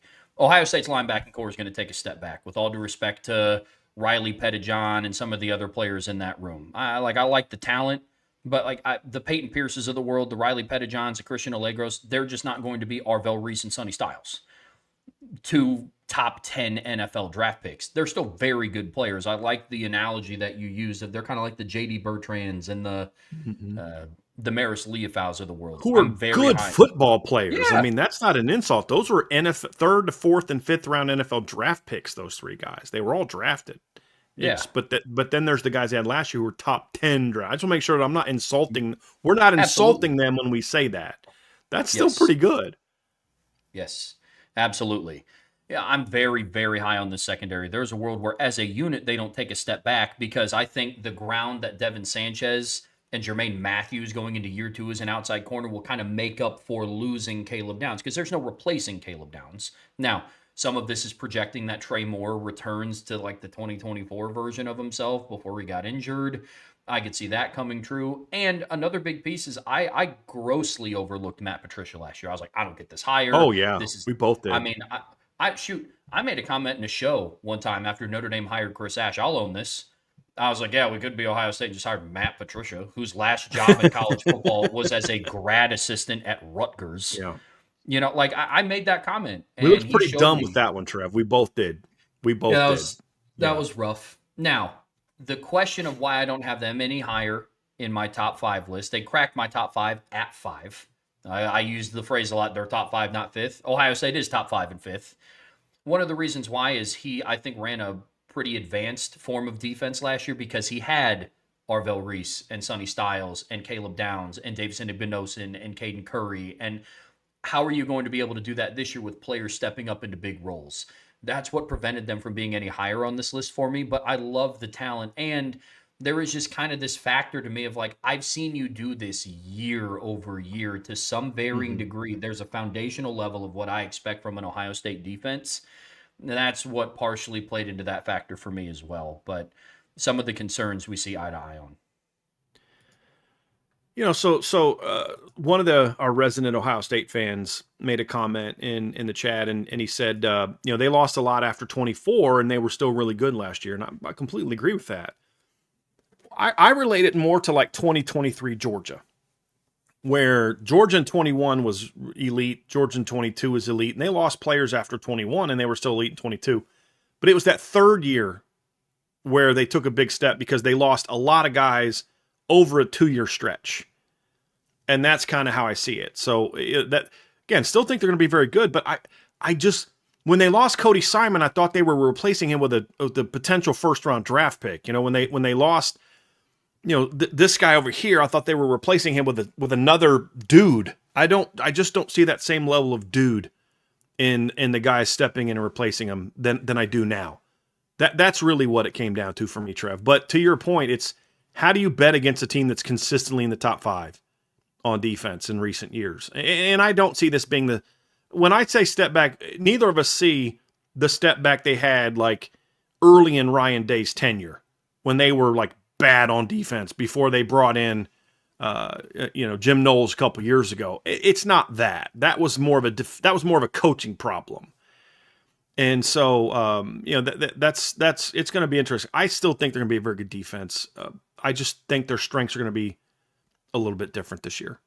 But I just, I don't see that same high level talent. And I think part of the thing that, from what I'm hearing in our conversation, is it's not even that we necessarily disagree a bit on Ohio State. Maybe it's we disagree on a couple of teams ahead of them, which is why we're the difference. Like, so I actually don't think you and I disagree much on Ohio State. I think our disagreement is on like Texas Tech and Indiana.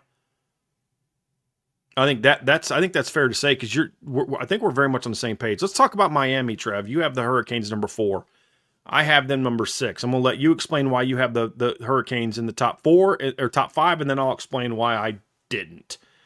Because I think it's going to be similar again. I think it's going to be more about just we see them similar to some other people around it. Yeah. So I want to let you give you chances to comment on that one.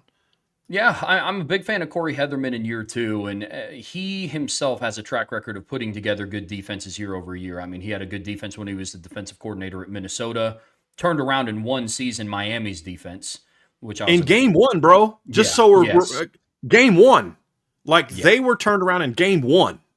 Yes, like it was immediate. It was impressive.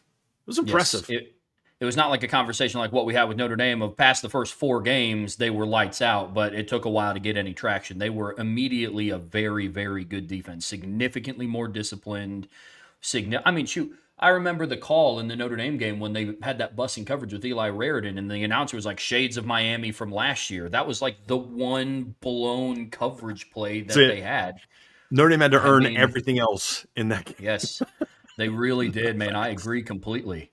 But Corey Heatherman goes into year 2 here and has a lot of familiar faces surrounding him. Bryce Fitzgerald, Zachariah Poyser, O.J. Frederick, Ethan O'Connor, Xavier Lucas, they're back. I like the Omar Thornton pickup. Like the interior defensive line. You bring back starters Ahmed Moten, Justin Scott.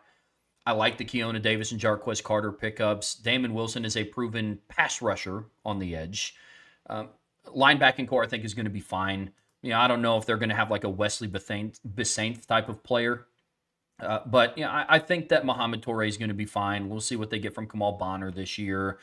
Some of my concerns around Miami, I don't love their depth, especially in the trenches. I think a lot of people...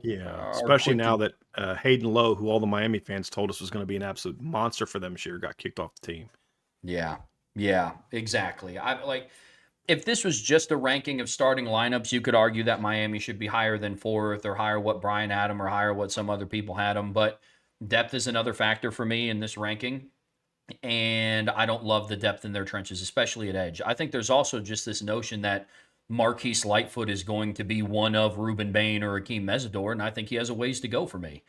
I like Armando Blunt. He has a ways to go for me before he can prove that he can be like that guy. And then behind that, you impact Hayden Lowe, things like that. And so, but I'm a big fan of their secondary. I like Corey Heatherman coming back in year 2. That was a big reason why I have them at number 4, but they don't go without some concerns or questions.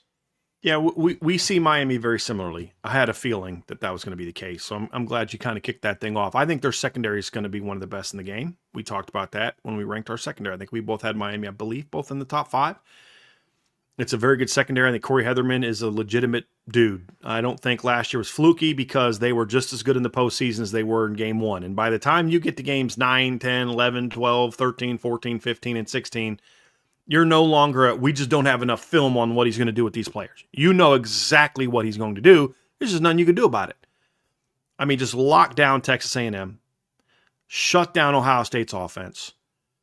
Did a pretty you held Ole Miss to what, 27 points, which is a pretty good defensive performance against Ole Miss last year, Trev. I mean, it really was. And then of course you make Indiana earn every yard that they got.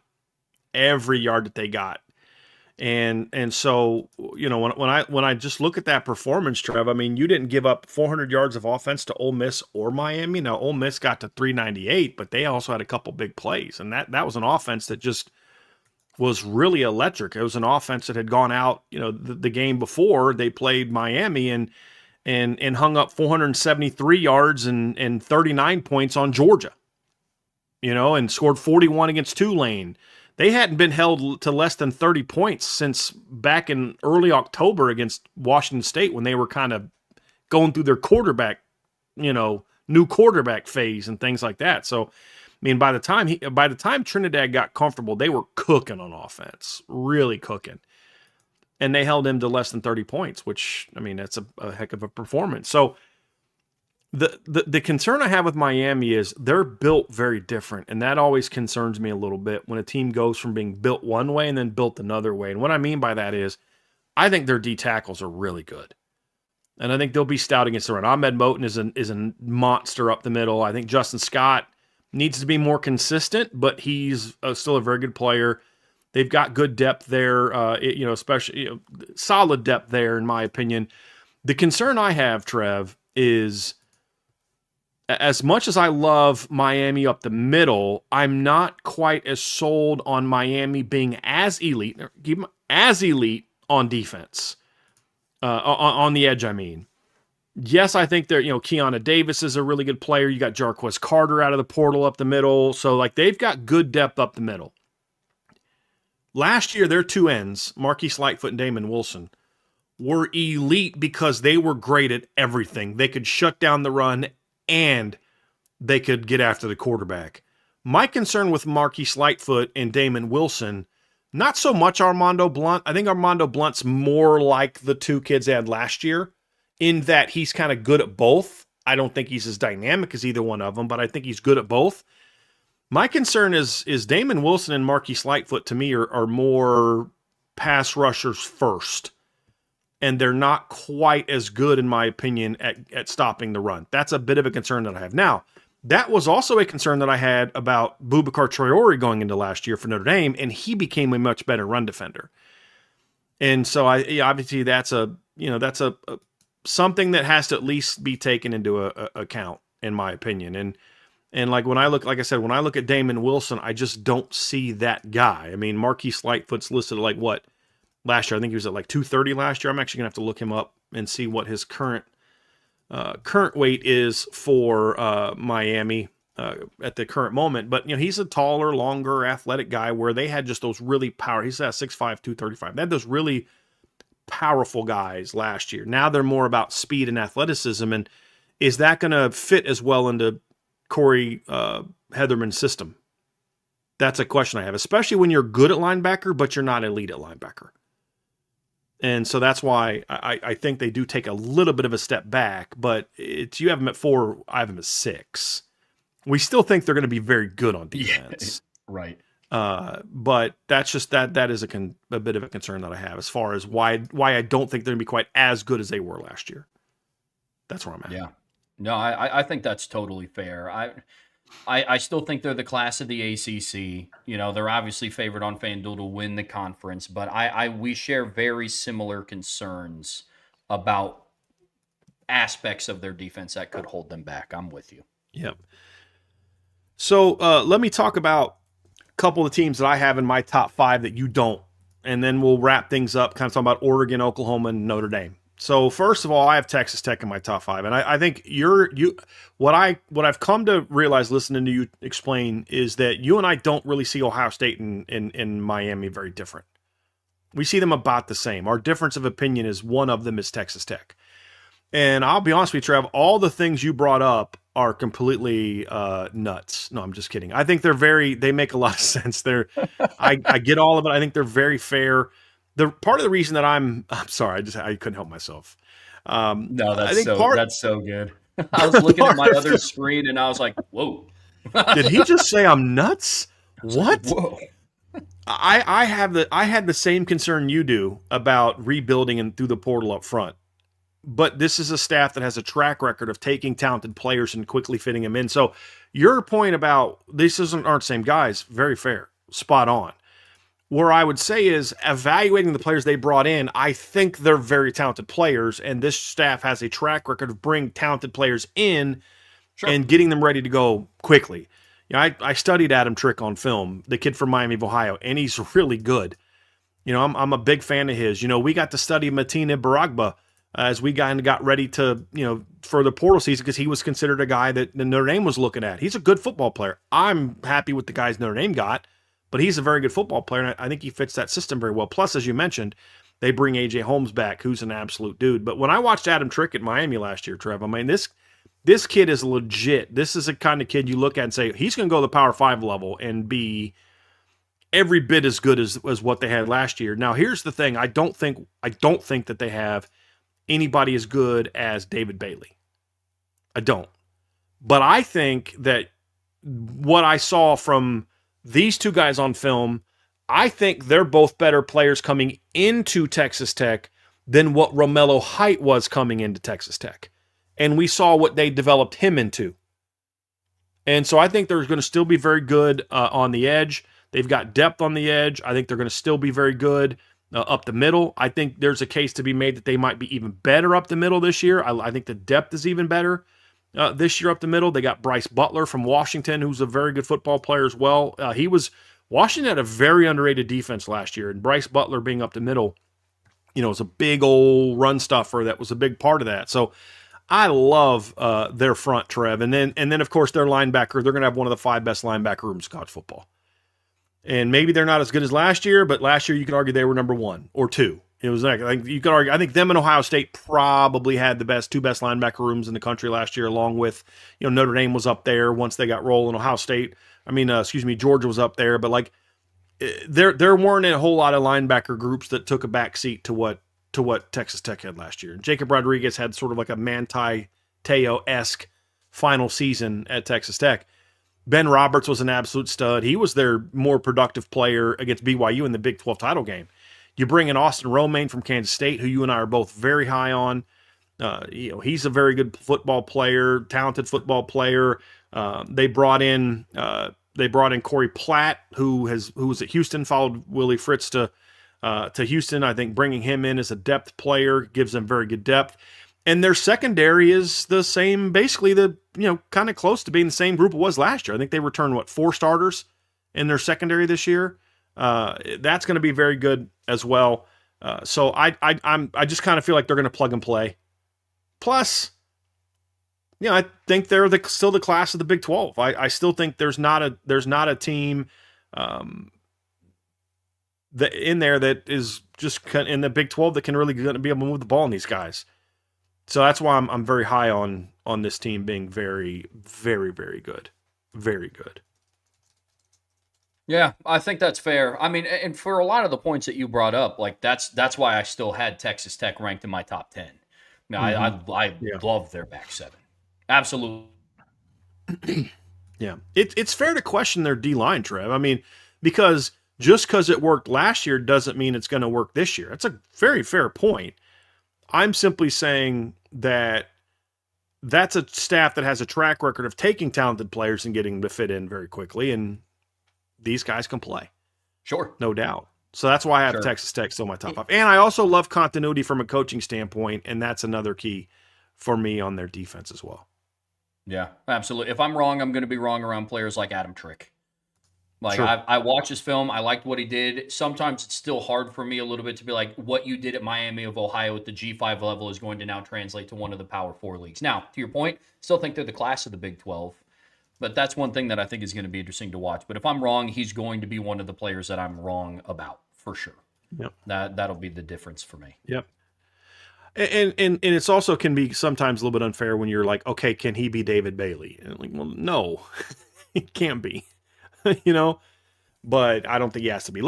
Let's talk about, before we jump into the teams that we both have in the top 5, three teams that we both have in the top 5.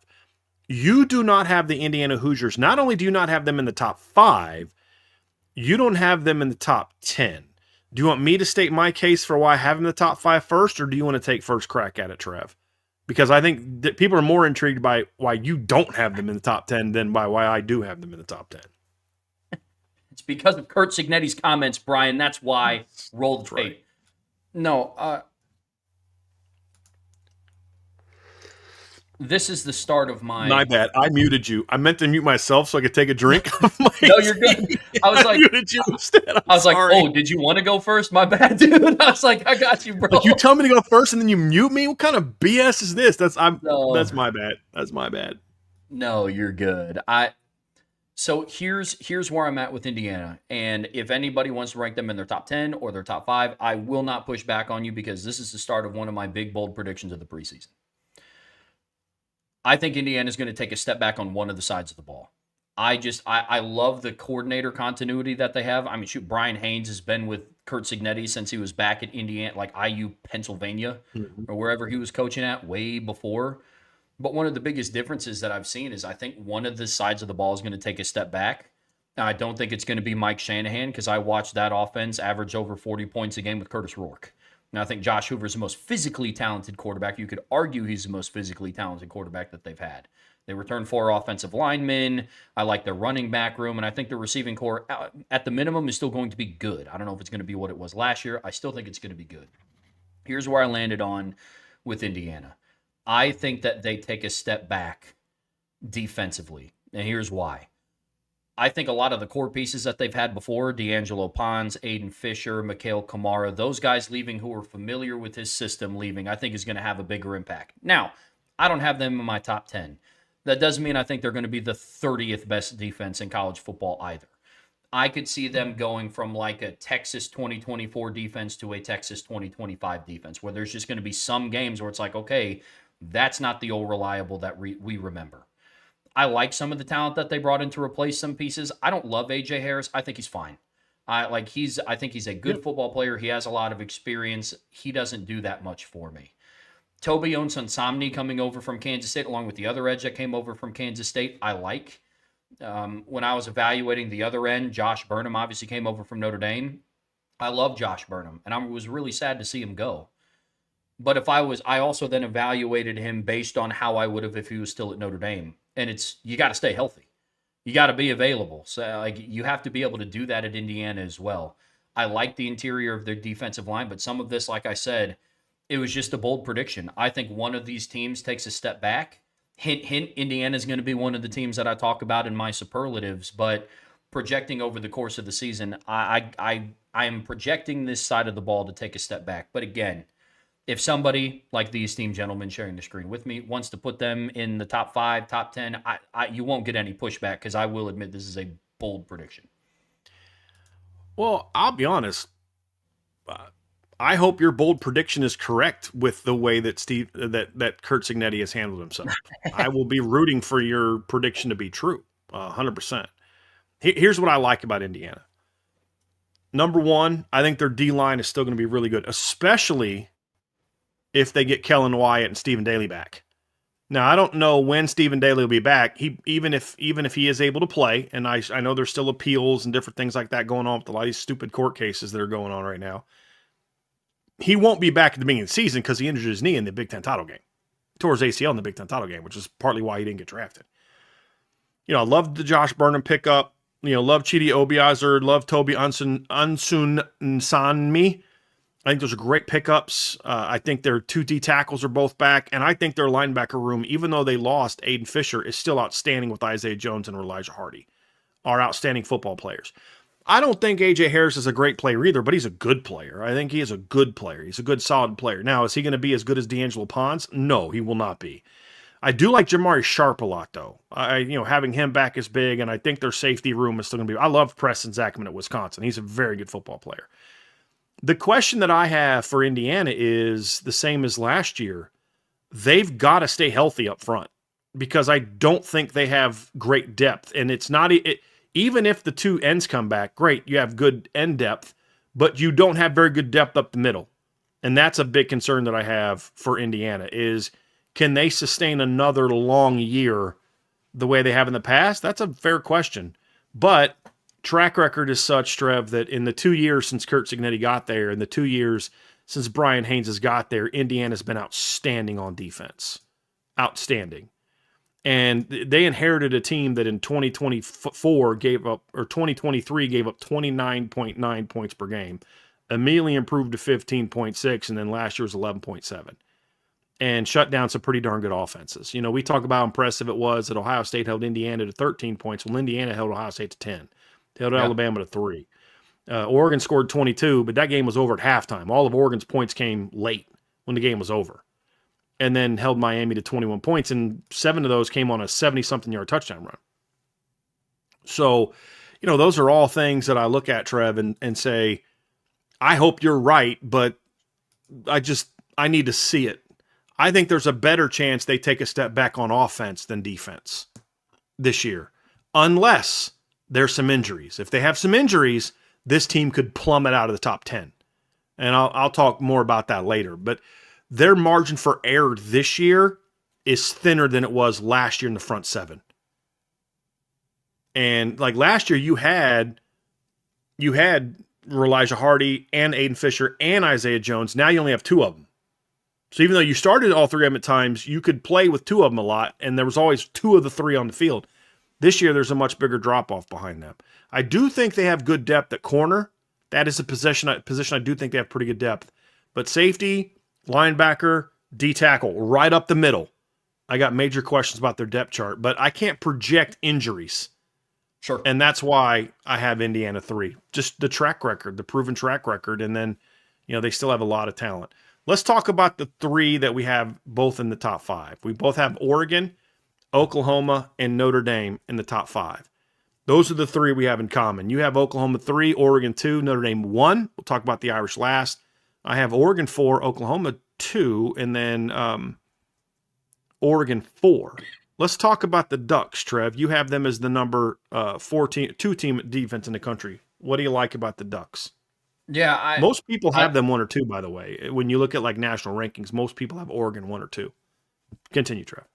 Yeah, I'm a big fan of continuity, and I don't know if it gets more, I don't even know what the word would be, continuitous. I'm probably pretty sure I just made up that word. But the defensive line, point being, returns all 4 of its starters from last year. You bring back Tatum Tuioti, bring back Bear Alexander, Mateo Uiagalelei, and Amari Washington. I believe that they're one of the few secondaries in college football that can rival Notre Dame's. I do. Now, I'm still taking Notre Dame's, thus my ranking. But when you bring back, Finney, Obadegwu, Coy Parrish, you get out of the portal, I like that pickup. He's not as athletic as what Dylan Thieneman was. I think he's a better football player than what Dylan Thieneman was. Higher football IQ, not as athletic. We'll see which one takes the day. Agreed. And you also bring back Aaron Flowers, which I like. Linebacker, little bit of a question, but Jerry Mixon is back. He started last year, and then Devin Jackson played a lot of football for him last year as well.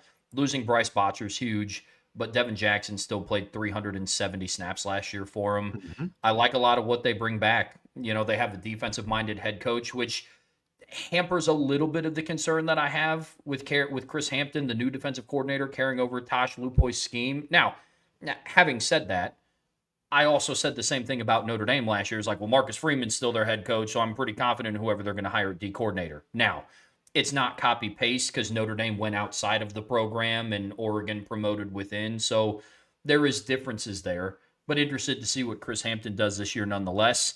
And then the other question that I have, and look, you could insert this caveat with a lot of different teams. I have questions around some of the depth of their secondary. I love their starters, but I don't know if they have another, Brandon Finney-esque, Ife Obadegwu-esque type of player that's ready to step into the lineup and be comparable in the same way. That's what separated Oregon from Notre Dame with me. Does Notre Dame have another Leonard Moore on the roster? No, but I still have a lot of confidence in what a DJ McKinney, a Jaden Sanders would bring to the table. I didn't have that same assurance with Oregon, but I'm still very high on this defense. I like them. Yeah, Trev. Let's talk. I'm going to have some thoughts on Oregon, but I've got some data that I'm looking up here real quick. Let's talk about the Sooners. You have Oklahoma 3, I have them 2. We both are super high on Oklahoma, and you and I have both talked this offseason about how we think Oklahoma is a sneaky team to watch out for this year, and a lot of it has to do with their defense. And when I talk about the Sooners, I think they, unlike some of the other teams we talked about, I have confidence with them of all 3 levels. I don't have some of the same question marks about one of their levels. Like I do have some question marks about how good, Miami might be on level 2 and how good, Ohio State might be on level 2 or level 1. And, relative to other top teams, not good overall, but other top teams. With Oklahoma, the one thing about them, and even compared to Oregon, is I think they're good on all 3 levels. And that's why I have them 2. I want to hear what you think about the Sooners. I also, let me say this, I also love the fact that Brent Venables is calling the defense because that's what he's best at. It's what he's best at. Yep, absolutely. I'm a big fan of Oklahoma. You returned 6 starters from last year's defense. The D-line rotated a lot last year, so you still remain very experienced despite losing some key pieces. You and I are very high on their secondary.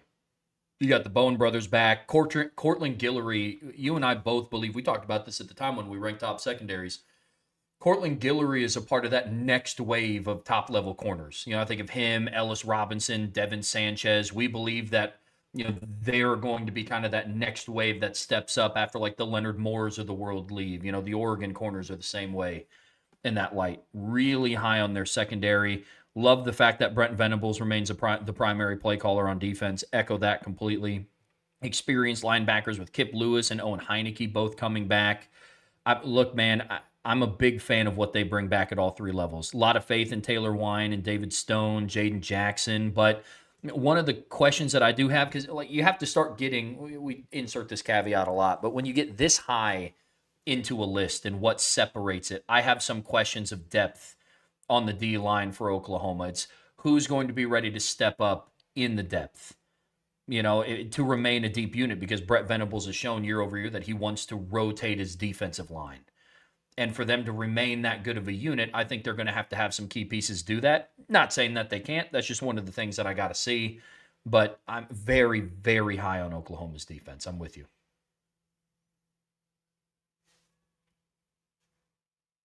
I agree, Trev. I think getting Owen Heineke back is big. Kip Lewis back is big. Taylor Ween is a really, really good football player. If you guys aren't familiar with him, learn about him. David Stone, I thought had a bit of a breakout season last year. I think he's going to be even better this year. I think he's going to, and by better, I think he's going to be more productive. Like he was really dominant point of attack, but like he didn't have a lot of like big TFL sack numbers last year. He had 8 TFLs, 1.5 sacks. I think we're going to see him be a 10+ tackle for loss guy, 3 to 4 sacks minimum guy, and just be an overall more productive player on that defense.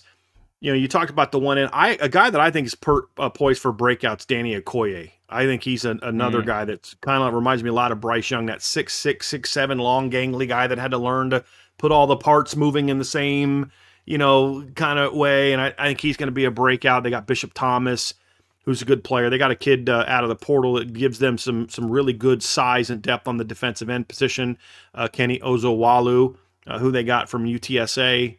So I look at this defense. I think they got great depth up front. I think they've got talent up front. They also some young players. They had signed a top 50 defensive end last year, Jake Krull from IMG. They got White Gilmore, gives them really good depth on the edge. I love their depth up front. I love their playmaking potential up front. They have one of the better, 5 best linebacking cores in the country, including having depth at the position. Not only does Heineke and Kip Lewis come back, but they got Cole Sullivan to transfer in from Michigan as well. And then their secondary is very good. Peyton Bowen had a rough sophomore year. He bounced back and was pretty good last year for them. Like, people don't talk about that. They're Notre Dame fans, we still want to hold on to how bad he was as a sophomore. But Peyton Bowen bounced back quite nicely last season and had a very good season for them. You got Michael Boganowski, who's a downhill thumper a little bit. You got Reggie Powers is a guy that I think is going to step into the lineup. He's the only really new guy into the lineup, and he even played last year. And then Cortland Guillory was outstanding last year as a true freshman. I think he's going to quickly become one of the better corners in the SEC over the next couple of years. And then the big thing for Eli Bowen, he's got to stay healthy. He was banged up a lot last year, but when he played, he was very good. So I love this Oklahoma defense, Trev.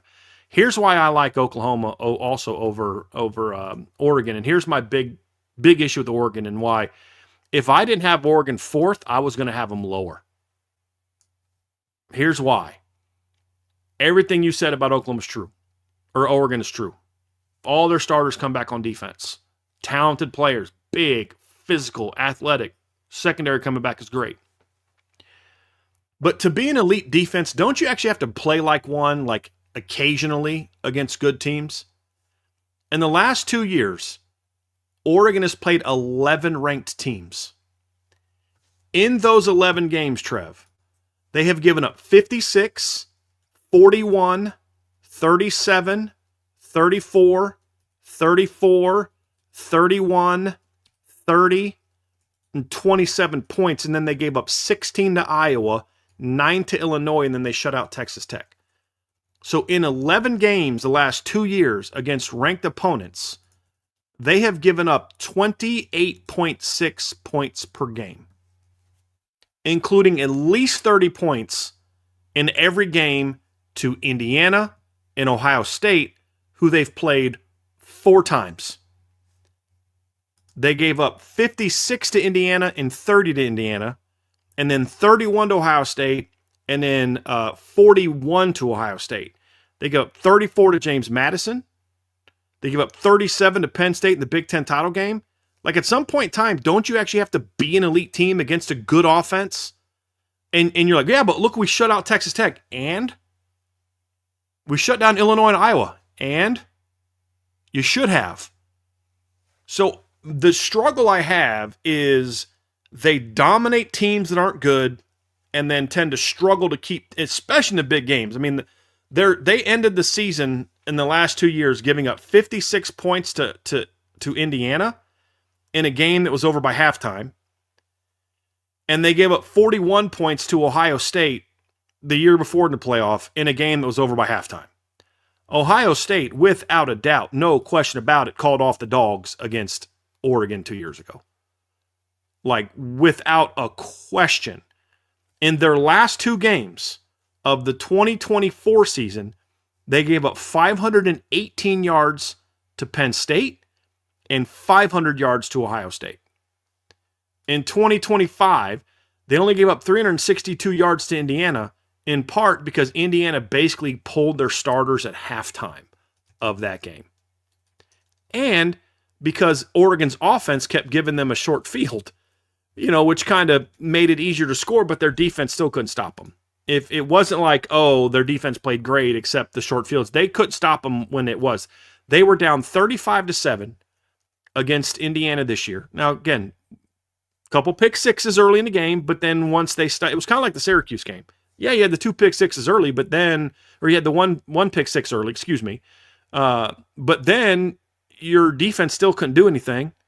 You still gave up 28 points in the first half. Now, it's again short fields, but when Indiana didn't have a short field, they still scored. It's not like, oh man, other than that, I mean, look, they had the pick six. They still had an 11 drive, 75-yard touchdown drive, a 3-play, 3-touchdown touchdown drive, and then the next drive they went 4 for 61, 6 for 19, then 11 for 75. So it's like, it didn't matter where they got the ball, they were going to score on you, whether it was a short field or a long field. They were going to score on Oregon last year. Down 35-7 at halftime of that game. And in 2024, Trev, in the playoff game against Ohio State, they were down. I'm trying to find the box score here. They always shoot me to the regular season game. His final score is 41-21. It was 34-8 at halftime.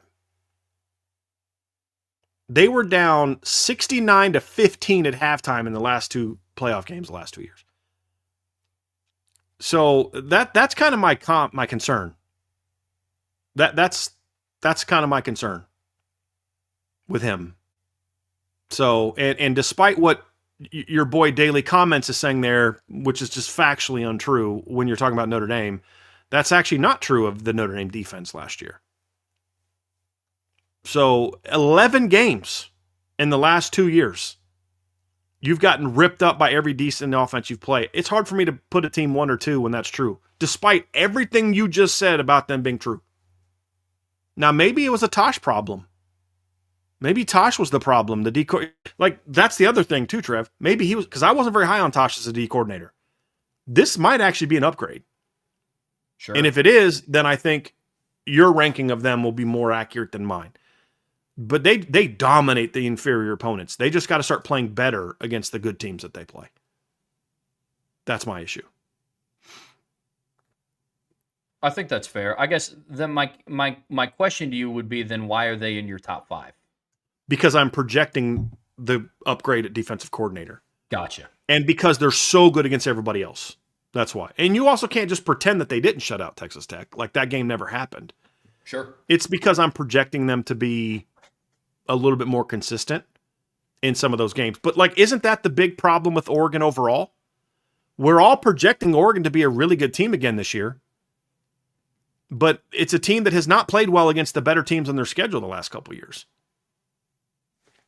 That's an issue. Sure. That's a major issue. Yeah. Yeah, agreed.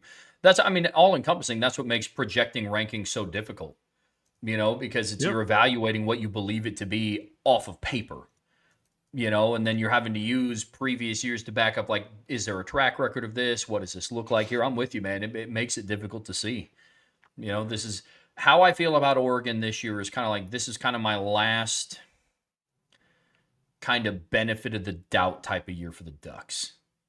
Of like, okay, like I'm now going on what feels like the third year in a row and obviously I haven't been doing these rankings on shows for 3 years, but this is kind of the third year in a row where I've just been like, all right, Oregon, you have all the talent. I love you, but up to this point in big games, you kind of have been depth chart warriors of like, it's cool to rattle off who your personnel groupings are, but then it doesn't really live up to it in those moments. So yeah, it makes it extremely difficult. I'm with you completely. Yeah, now let's talk about our number one ranked defense, and that's the Notre Dame Fighting Irish. Trev, I think I probably would have had them too. Like in my head, I had them too going into this ranking process, which we kind of started talking about before camp opened when we started, laying out the show. What I've seen from them in fall, so this is a little bit unfair because I've seen Notre Dame up front and up close and personal fall camp. I haven't seen everybody else. I have read what other people have seen, but I haven't seen them. But some of the questions that I had about Notre Dame of why, would they be 2 or 3, I've seen answered so far in fall camp. So again, I'm throwing that caveat out there now. Part of this is based on data I have of Notre Dame that I don't have of everybody else. Full disclosure, right? But we were already kind of toying with the idea of should Notre Dame be number one? And when you start projecting them, look, here's where I'm at. I think their D tackle room is going to be better than it was last year. They were a top 7 to 8 defense last year. Their D tackle room is better. I project their D end room is going to be better. Everybody comes back at linebacker. Almost everybody comes back at safety that mattered, that played, in a lot of their big moments. Their young players are now sophomores. They brought in another elite freshman class. And then you look at it here, Trev, and you say, okay, everybody's back. You're now in year 2 of the Chris Ash system. And you start talking about like, okay, now is when you take that jump, that year 2 jump. And that's really what it boils down to for me. There aren't many teams. There's only 2 or 3 that around the country people view as top 5 nationally in every position group, D-line, linebacker, and secondary. Notre Dame is that way. Oregon is that way.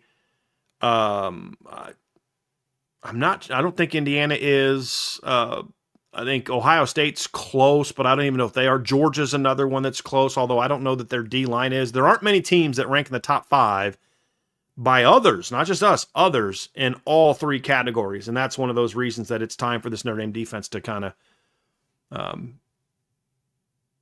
a chance to be really special. Yeah, I don't have much more to add. I mean, I'll full on admit I've never even thought about putting them at 2. Because for all of the things that I evaluated, all the other teams on Notre Dame checks all those boxes. Continuity, returning starters, experience, talent, depth especially. Like last week we talked about, and I said Notre Dame is my number 1 team.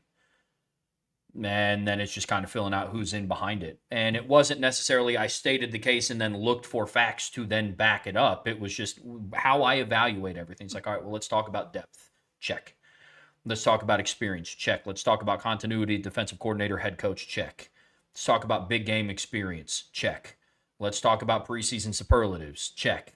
Let's, and so just going down the list, it was, and the other thing that backs it up too is, Brian, to your point, it's not just us. Like, it's not like we are on an island alone saying that Notre Dame has best secondary in college football and we think they have a top 5 defensive line and yada, yada, yada. And everybody else is like, yeah, Notre Dame could be something, but I got to see it a little bit more. So that's where I'm at with Notre Dame. I echo everything that you said. They have the opportunity. They're knocking on the door of being an absolutely elite unit this year. And if they're able to... Sorry, thought you were done. No, all good, man. All good. I mean, if they're able to...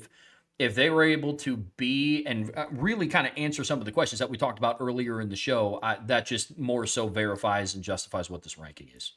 And even some of those questions, I don't think are as strong with them as they are at other positions with other teams. That's the thing, is I don't have the same questions about anything. The questions we do have, we did a whole show about things we don't know about this Notre Dame defense. Right. But they're not as significant as like my concerns about Ohio State's front 7 or Oregon showing up in a big game. Yeah. or Indiana's depth or Miami's D-line transformation. Like they're all great. Texas Tech having to basically start from scratch again with their D-line. There's all these things that you look at and say, okay, everybody has question marks, including Notre Dame. But with Notre Dame, it's not so much will they be here, here, here. It's like they're going to be at least here with a chance to be here.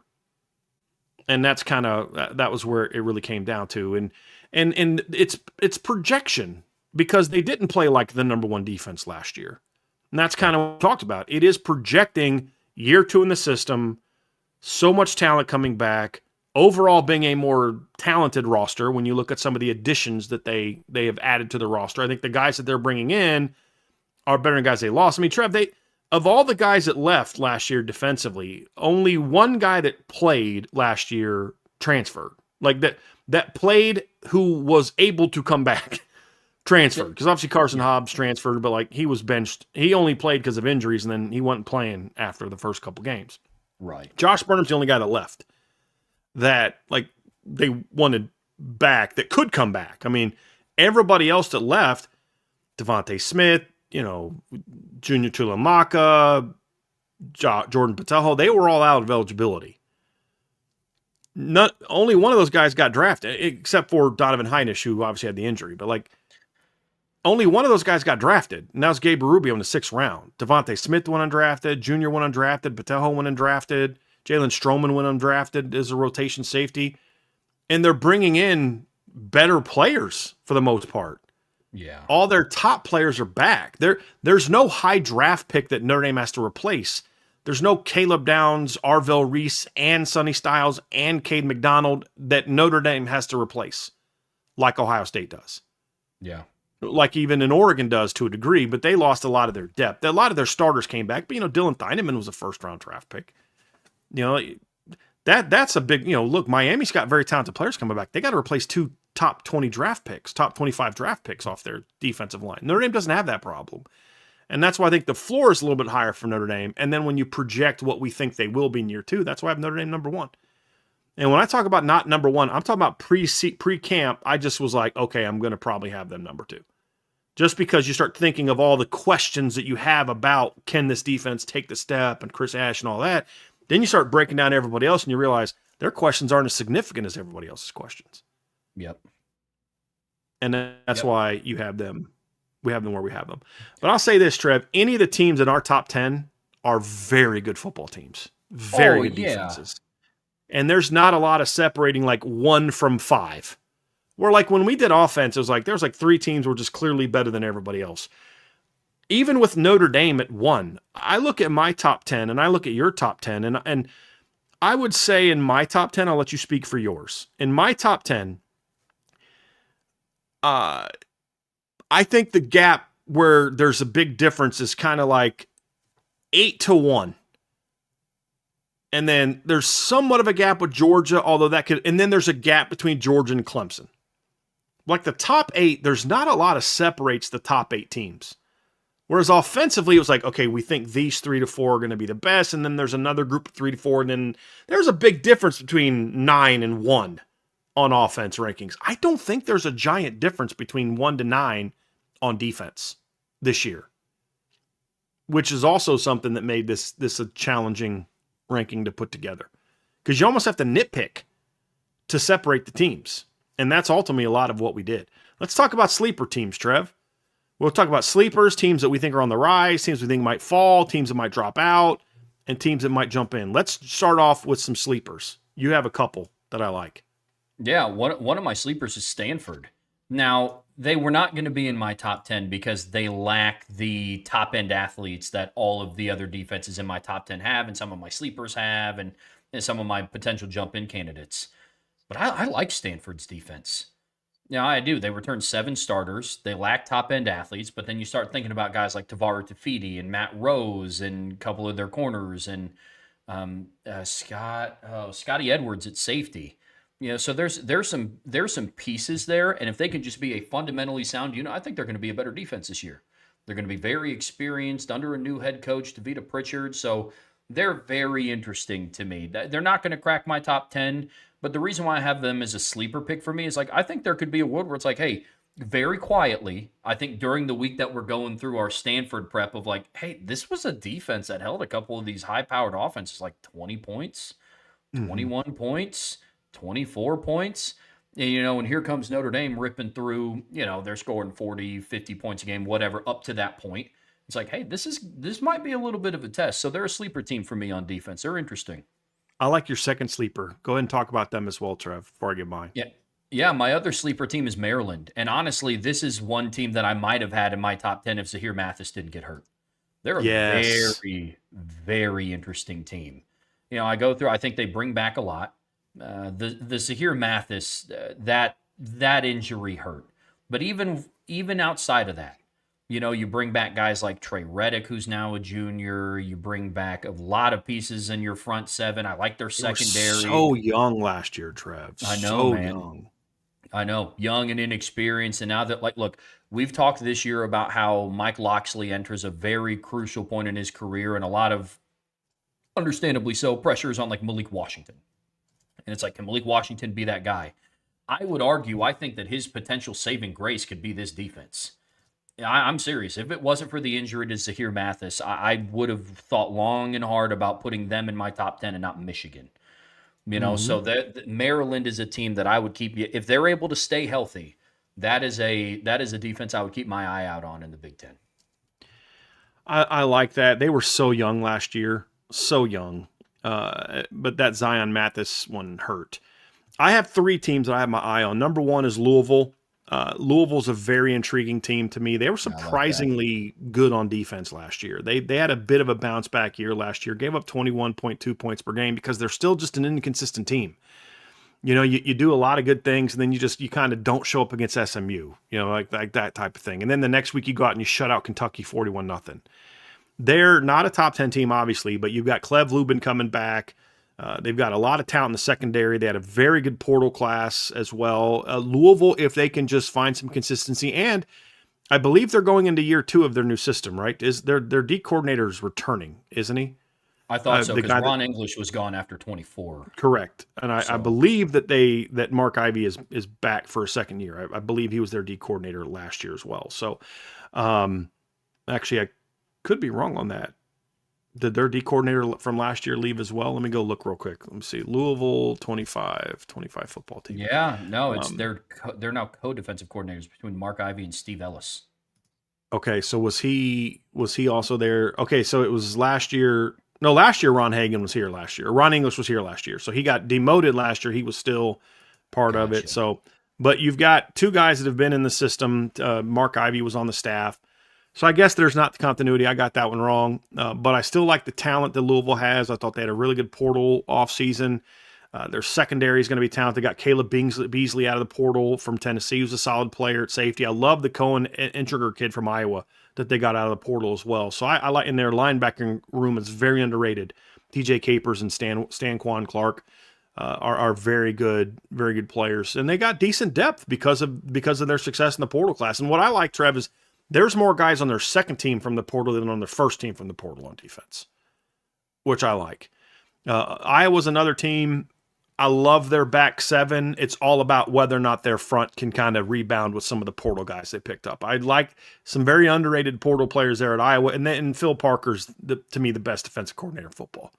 Yeah, You give him some of the talent that some of these teams we're talking about in our top 10 have, and it's going to be lights out.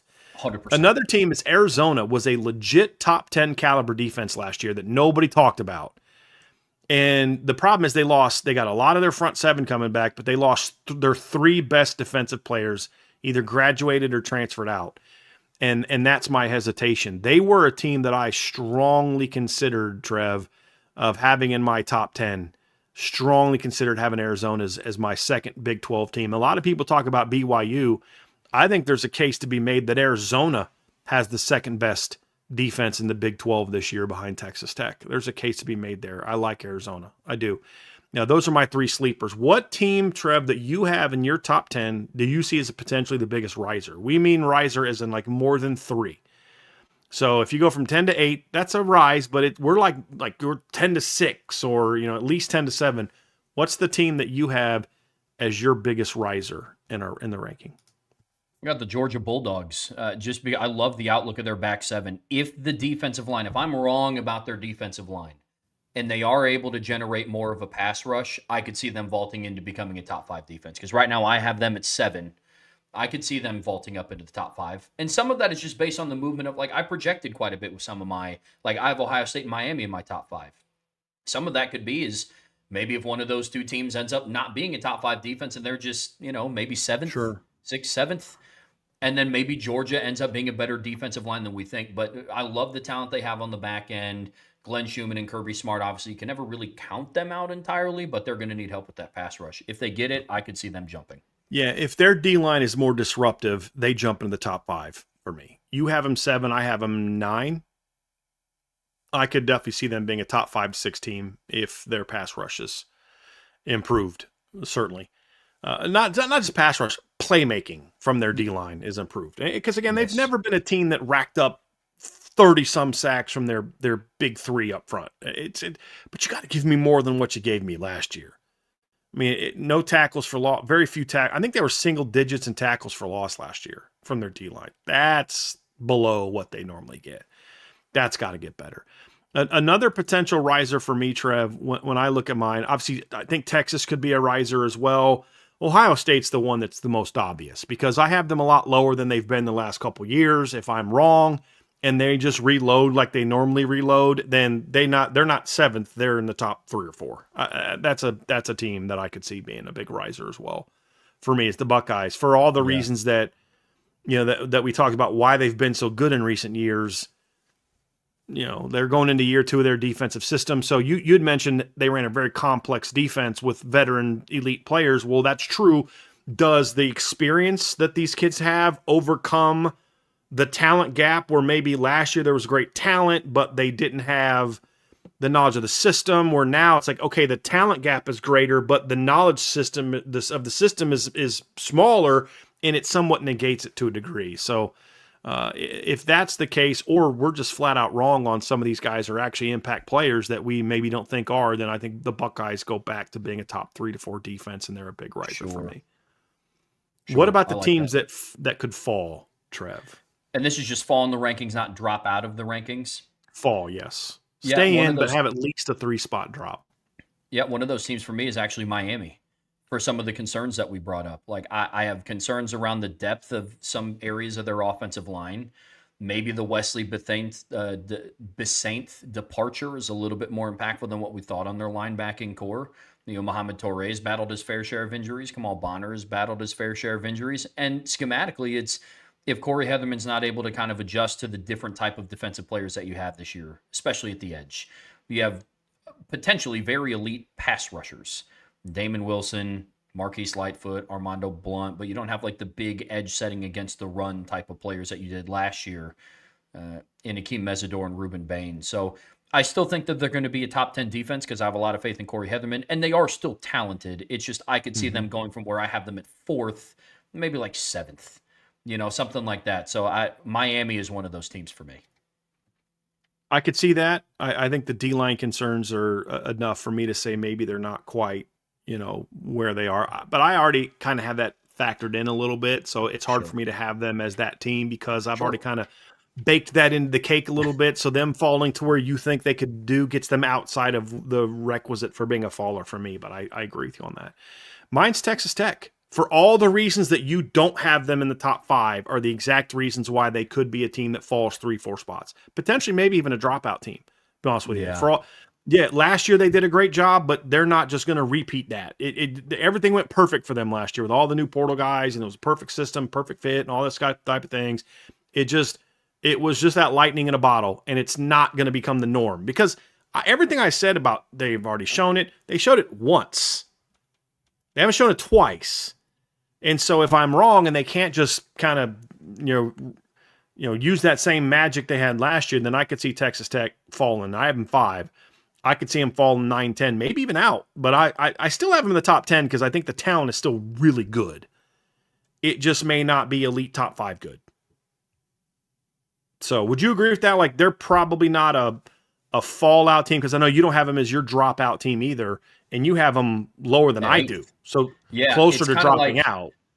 it's kind of like my rationale for Miami is why you had them where you had them, and then same thing with me with So you Texas already Tech. baked It's that into, like I said about Miami. You've already baked that into the cake, so to speak. That's fair. Yeah, yeah, it's kind of like that. yeah. Very very similar. Yeah, very similar. No, another potential faller, Trev, for me, I have Indiana as a potential faller. I don't have them as a dropout team because I'm so high, but it wouldn't shock me because I do think they're an injury or two away from having a lot of problems because they just don't have the depth that some of these other teams have. They just don't. They lose Jamari Sharp. They don't have the depth that Notre Dame and Miami and Oregon have at corner to be able to just put another dude in that's just younger. They just don't have that. And they've been very fortunate with injuries the last couple of years. They lost Stephen Daly late last year, and they were able to overcome that. But can they do that for a whole season? That's a great question. Yep. And then Great question. another dropper or a faller that I have not out, but another faller I have is Oregon for a lot of the reasons Yeah. that you listed off as well. Like a lot of moving parts. Can you step up in the big games? If they're able to answer those two questions, then I feel very comfortable with where I have them ranked in the top 10 or in top Yeah. 5. If they're not able to answer those questions, I don't know I if you're could going to see be them sticking falling around to the the top bottom of the 5. top 10. I could. Yeah. They're on my I have them at 4, and they're still on my faller list. Now, I don't anticipate that because, again, I think the talent is definitely there, but Yeah. I got my eye on them. I'm very curious because I do wonder if the new D coordinator is actually going to be an upgrade. I've never been a big Tosh fan as a defensive coordinator. Same thing happened in Alabama. Remember, they weren't that good the year he was the D coordinator at Alabama. So that's why I kind of met in the middle a little bit on that. And so that's just why I don't have them there. But Texas is definitely one that I could see falling as well. Or Trev, maybe even dropping out. We both have Texas as a potential dropout team. Yeah, they're one for me. It's a lot of moving pieces with Will Muschamp. I don't know what to expect there. The outlook of the secondary, albeit it's still good, not as high as what it was the last 2 seasons. And the defensive line has to show me something, man. Like, it's got to show me that in the bigger moments that you're going to be that physical unit. You going out and picking up a 385-pound defensive tackle is going to be all for naught if you ask him to play like a 6'1", 270-pound kid. You got to be able to be more physical. I have no questions around the athleticism of this. Rasheem Biles is an exceptionally athletic linebacker. Colin Simmons is one of, if not the best returning edge rusher in the country right now. But you got to be able to, at some point, especially when you get to the postseason or against the bigger opponents on your schedule, be able to step up and play big boy football, be physical, not get punched in the mouth in the trenches, or if you do, punch back. And that's that. If they're not able to answer those questions, I think Texas drops out. I agree. I have them there as well. And obviously both of our number 10s could potentially drop out and be just as good as we think they're going to be because somebody jumps in. I don't have any of my top 7 as potential dropout teams. I don't, other than, like we said, Indiana has a couple injuries. But like if Indiana stays relatively healthy, I don't see them dropping out of the top 10, just for me, but definitely out of top 3. Last one, Trev, some defenses we like that could jump in. You have Ole Miss. Bama's a team that people have asked about. I'm going to speak on Bama because they're a potential jump-in team, and I'll be willing to bet you that the reason Trev doesn't have them in the top 10 is the same reason that I don't. It's very simple. Kane Womack. Yes, sir. That's it. I love Bama's talent in the secondary. I think their D-line is similar to some other teams, addition by subtraction with some players. I think they got depth there. They got talent at linebacker. I just have no faith in Kane Womack.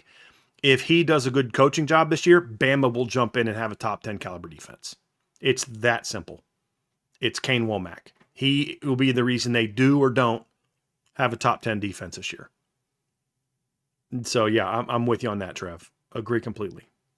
Yep. So I echo everything that you said. And then for me with Ole Miss, I like some of the returning talent that they have.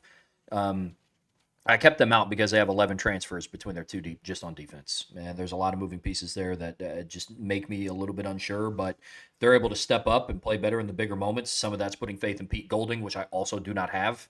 It would not be fair for me to evaluate Kane Womack, but then ignore the question marks that I have around Pete Golding.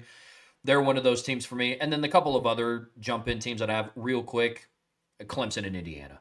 My prediction around Indiana was bold. Would not shock me in the slightest if they end up being a top 10 defense this year. And then same thing with Clemson. But those are my 2 others. Tennessee's a team I got my eye on. Love their linebacking core. One of the Yeah, better man. linebacking cores in the country.